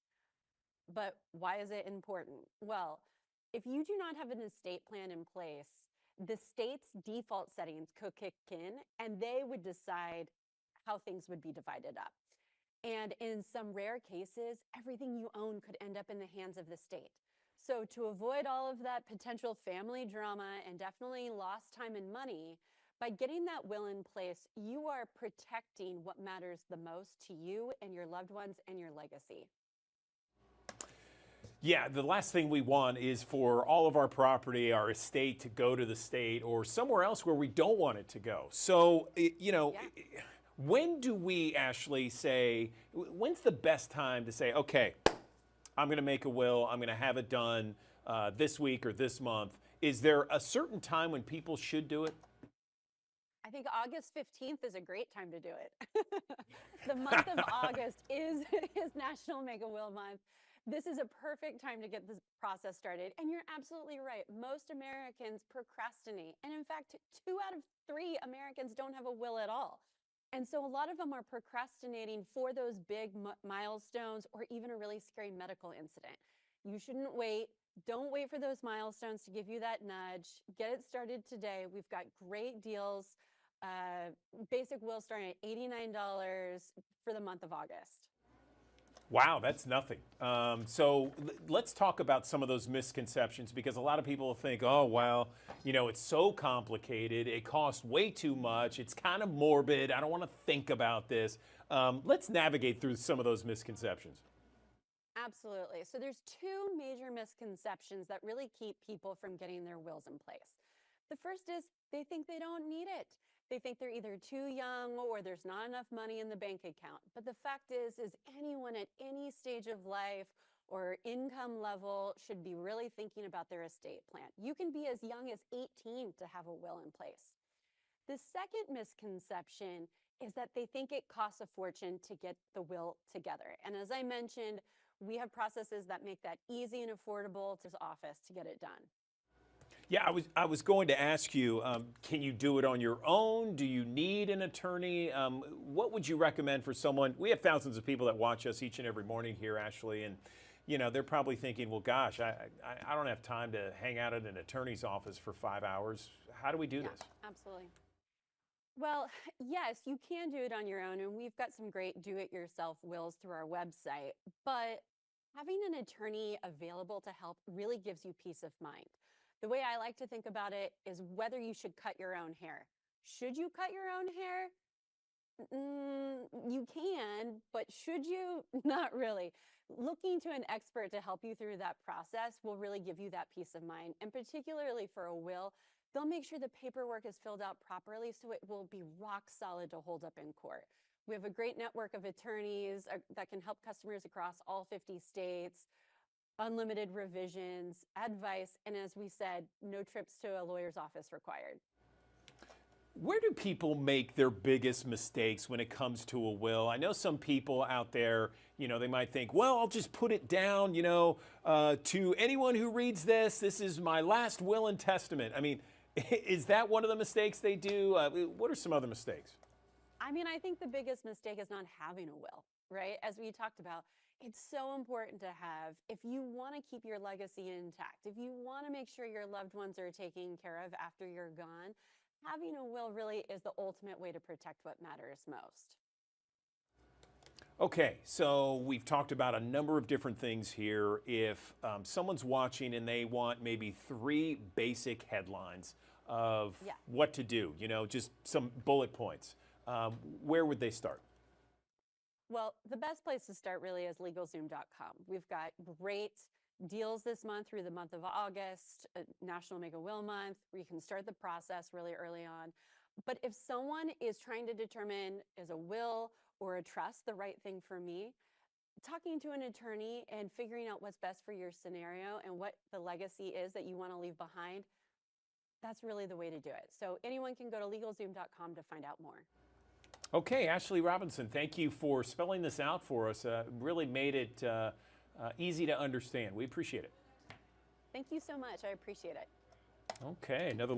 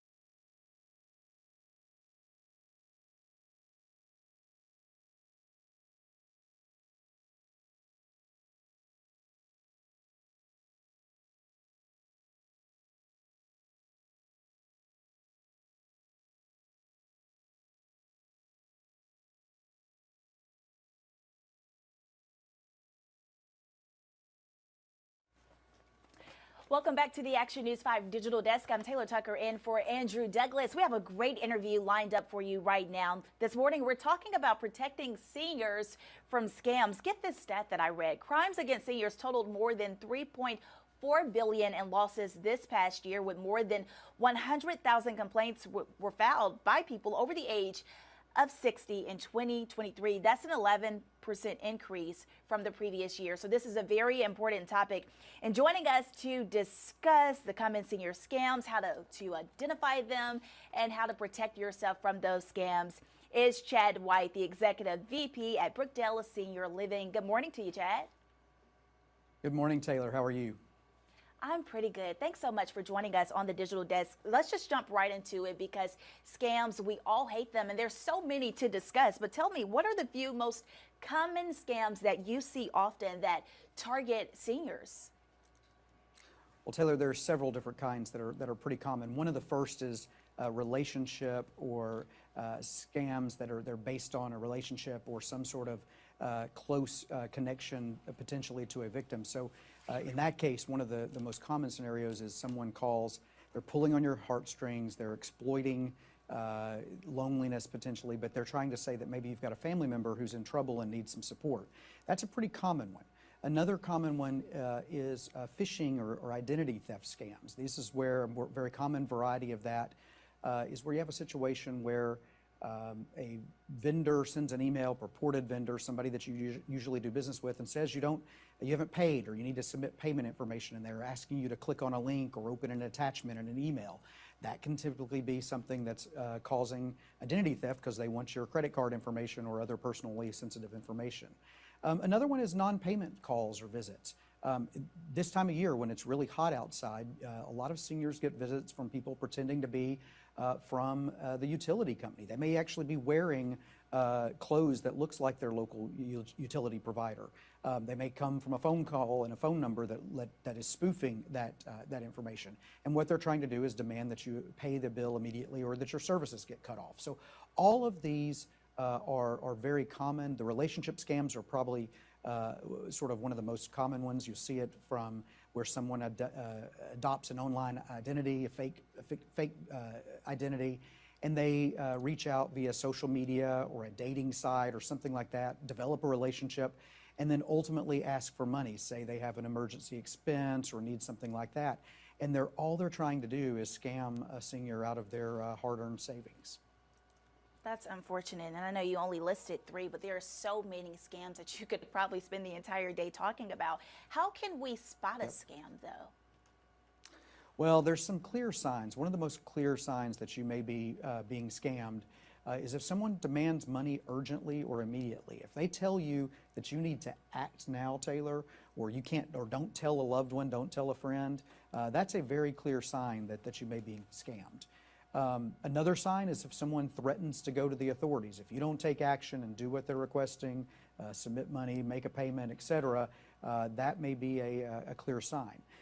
One other one that I think is when they ask you to wire money, particularly if they ask you to wire money overseas or pay something through an unusual payment system such as a gift card or cryptocurrency or something like that. If you get that, that's a clear warning sign that something may be amiss. Yeah, even when you take those steps, I always like when we have interviews like this, is it possible to avoid scams altogether? Well, it's probably, it may not be possible to avoid them altogether because they're coming all the time, but there are some things you can do to help protect yourself or to protect your loved ones. And so one of the first things I would say, Taylor, is to be cautious. Take time to research or verify the situation. If you get one of these calls with a loved one, for example, who's claiming that they need money, they may claim to be your granddaughter or grandson or niece or nephew, and they say they need money for a bill or something like that, take time to find out what's going on. You need to verify that. I would take their number, call back, tell them you'll call them back, and then actually call them back on the number that you know is their number. Verify that it's there, or call a loved one in that case. There are some other things that I would say are very important to do, particularly as it relates to identity theft. Never click on a link or an attachment in an unsolicited email or text message even. They're getting very sophisticated these days. The emails will look like they're coming from somebody that you do business with, but don't click on those links. Go directly to the website or call their customer service number directly if you think there's an issue that you need to deal with a vendor. Great advice there. Educating yourself is definitely the first step. Tell us a little bit about Brookdale, how you help educate your residents and those families who you work with closely. How do you educate them on this? Well, it's really important to us, Taylor. At Brookdale, our mission is to enrich lives, and so we want to provide as many resources as we can to help protect our seniors and their loved ones and help them avoid becoming a victim of these types of scams. And so we do a number of things. One, certain of our communities bring in experts, whether it be experts in finance or security, who provide information and up-to-date information to our residents and their family members. We also, because of our size and scale, have a lot of resources we can provide either through email communications or blogs on our website or through other means like that, community newsletters. It's really important to make sure people are up to date on these things because prevention is the most important way to stop these scams.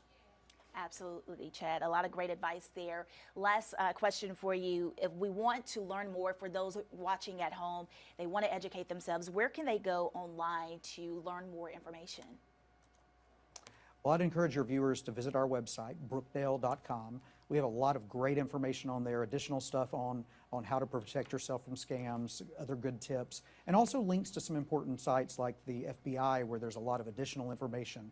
It's really important for seniors and family members and those who love their seniors to stay up to date and informed. So I'd encourage them to visit the brookdale.com website. All right, again, that was Chad White with Brookdale Senior Living. Chad, was there anything else that you wanted to add that I did not ask you today? You know, I would just say the most important thing is just to be very, very aware and cautious. Try to do what you can. I'd say another tip that's probably important is never wire money. If you get an unsolicited email or phone call, don't wire money, particularly if they're asking you to wire it overseas. Just be very cautious. If someone's asking you for money or for your personal information, you need to protect that as much as you can. All righty, that was Chad White. Thanks so much for stopping by the Action News 5 Digital Desk. We look forward to chatting with you again. See you, Chad. Thanks, Taylor.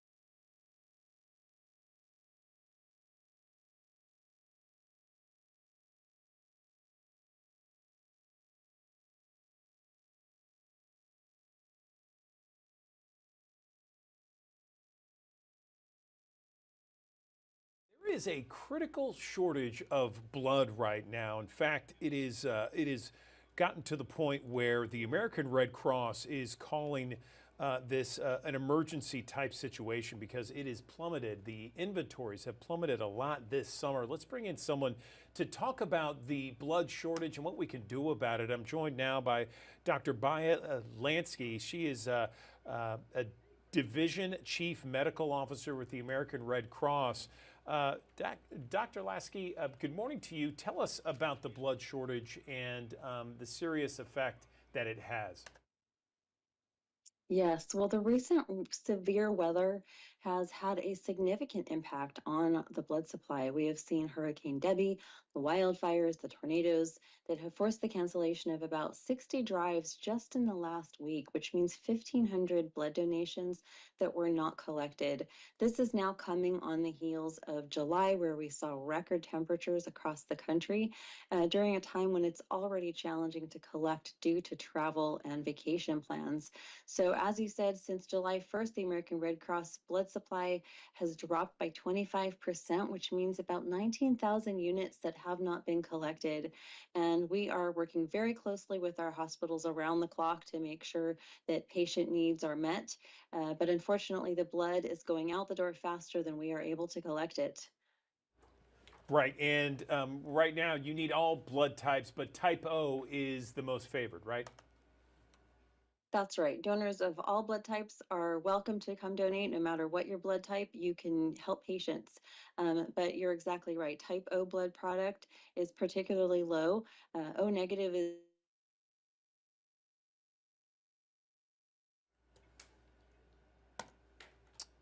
patients of any blood type and are particularly critical for emergencies. And so distributions of these most high demand, most needed blood types have been reduced to hospitals in recent months. And then also platelets of all blood types are in constant need as well. Okay, so let's talk about the best ways it'll desk. We broadcast to West Tennessee, North Mississippi, and Eastern Arkansas. What are the best ways that people can go ahead and donate blood? Yes, well, you can find us at redcrossblood.org, call us at 1-800-RED Cross, or find us on the Red Cross Blood Donor app. You can find a location near you to make an appointment. And we are encouraging everyone, if you have never donated before, it is easy and it's a short amount of time that of your day that you can save a life and touch someone else's survival. As a thank you, we are offering a $20 Amazon gift card to anyone who comes in during the month of August. And I would just encourage people, patients depend on hospitals, hospitals depend on us, and we depend on you to help support them. So please, as you go about your summer, please remember the people who are in the hospital who need transfusions today, tomorrow, next week. We really need people to come out and donate. All right, Dr. Baya Lasky, we appreciate you and everything that the American Red Cross does for everyone, especially in those moments where we need the American Red Cross the most. Thank you, and hopefully the message has been sent out loud and clear to the thousands of people who watch us.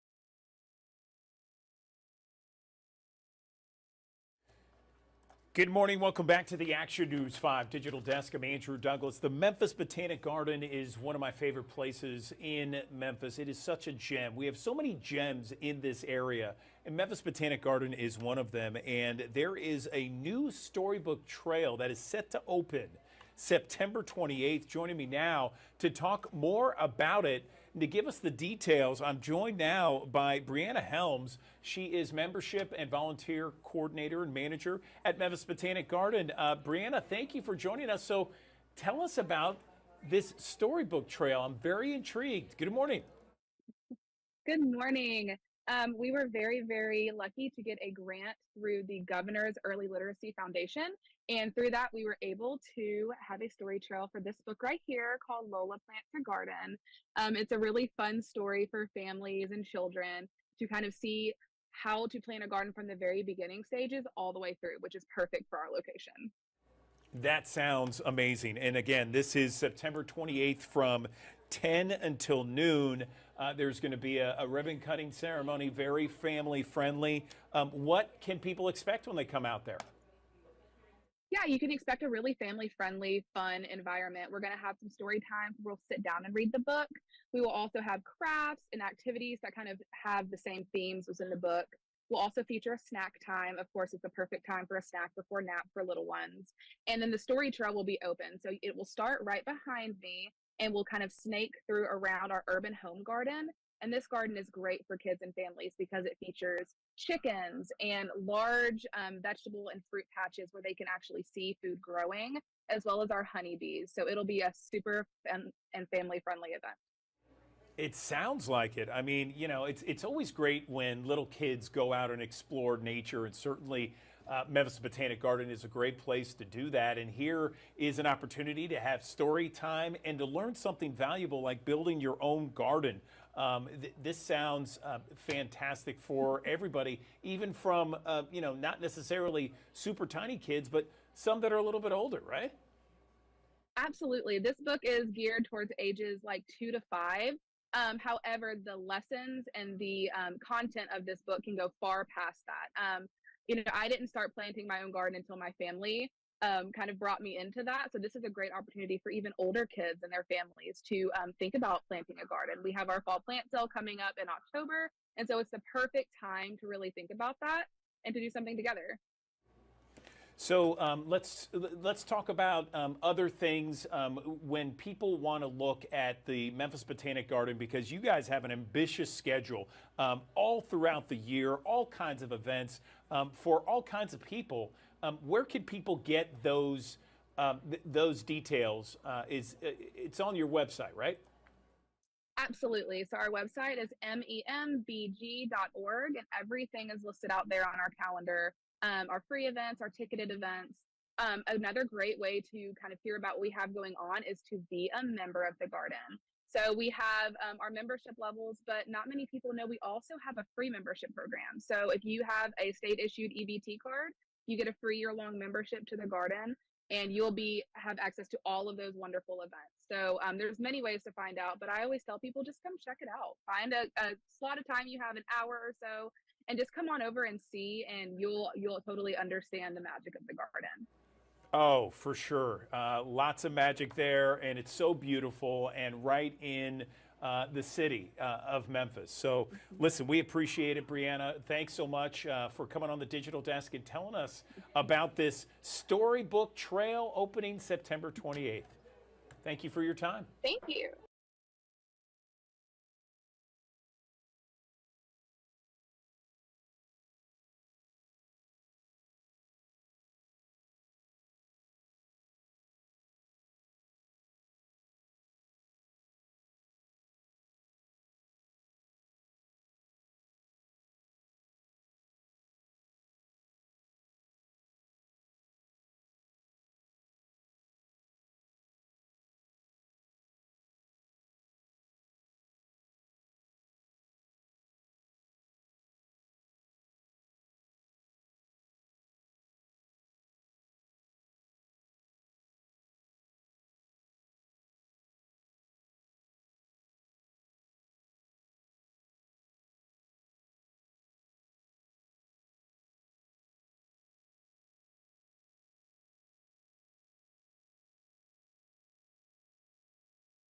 Good morning. Welcome back to the Action News 5 Digital Desk. I'm Andrew Douglas. There are more cancer survivors today than ever before, and their needs begin from the date of diagnosis throughout their lifespan. The Leukemia and Lymphoma Society hears firsthand every day from patients, from family members, caregivers, volunteers affected by blood cancer with their concerns and questions about a diagnosis, treatment, and much, much more.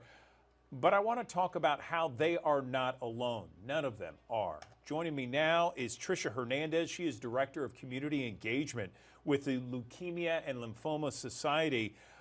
Good morning, Tricia. Thank you for being here. Let's talk about some of the support and resources that are so valuable for everyone that has been diagnosed with leukemia and lymphoma, including those caregivers and the family members. Good morning. Good morning. Thanks so much for the opportunity to be here during Blood Cancer Awareness Month. From my own experience, when I was first diagnosed, I went where most of us go to look for information about something we don't know. I went to the internet and I was completely overwhelmed and received a lot of information about statistics. And I really left that experience with a lot of fear and concern about what was next for me. And what I've learned through LLS and working with patients and caregivers every day is having a reliable, valid source of information for disease, treatment, and ongoing survivorship is really key. And LLS can provide that to patients and caregivers. And I think what patients leave with when they have that kind of information and support is more hope and less fear than I experienced. Tell me about some of the most common challenges that people experience when they have leukemia and lymphoma. I think initially it's really just not sure about what's going to happen next and not having information about the disease. It can sometimes come as a surprise, the diagnosis to patients and caregivers, and they're not sure what that means and how it's going to be handled and how to talk to their healthcare team about it. And LLS has education information that helps people better understand their disease and their treatment options, and even information about how to talk to their healthcare team, family members, and friends about it, as well as education information for healthcare teams to talk to their patients about it. And that first piece of really better understanding what's going on with you helps you manage it more effectively and really be less fearful about the unknown. But after that, it's practical concerns. How am I financially going to manage this? Am I going to be able to continue going to work and school? How am I going to take care of my family? Will they need to take care of me? Am I going to be a burden on them? And even longer term, how am I going to deal with this for the rest of my life? Is it going to affect me for the rest of my life? Am I going to have manage side effects forever with this? And if I have a chronic blood cancer, how will I manage going in and out of treatment for the rest of my life and what that means? And LLS really has looked at understanding the full experience that blood cancer patients and caregivers go through and provides resources for all of those things I just mentioned. So, Tricia, we have thousands of people that watch us each and every morning here on the Action News 5 digital desk. If someone is hearing about this and perhaps they have a family member or a friend that's been diagnosed with leukemia or lymphoma, where should they begin? They can begin with a simple phone call to an information specialist that will connect them to all the resources I've mentioned and more at 1-800-955-4572. And everything I've talked about is also available at lls.org. And what would be your message? You're a blood cancer survivor yourself. You are a part of the Leukemia and Lymphoma Society. What would be your initial comments to them? I would say make sure that you are taking care of yourself and getting regular checkups and blood work done. If something feels wrong, go to your doctor and talk to them about it and be very confident in leaving that, knowing what's going on with you. And then if it does ultimately end up that you have a blood cancer diagnosis, your first stop can be the Leukemia and Lymphoma Society, and one of our information specialists is glad to support you in better understanding your diagnosis and treatment options and really helping you connect to support services for everything from understanding your disease, connecting with someone who's a peer who may have been through that already, and into survivorship and managing the rest of your life as a blood cancer survivor. Trisha Hernandez, we appreciate you coming on the digital desk. Thank you for an important discussion that needed to be had with regards to this issue, leukemia, lymphoma, the support, and what people need to do if they're diagnosed. Thank you. Thank you. Thank you.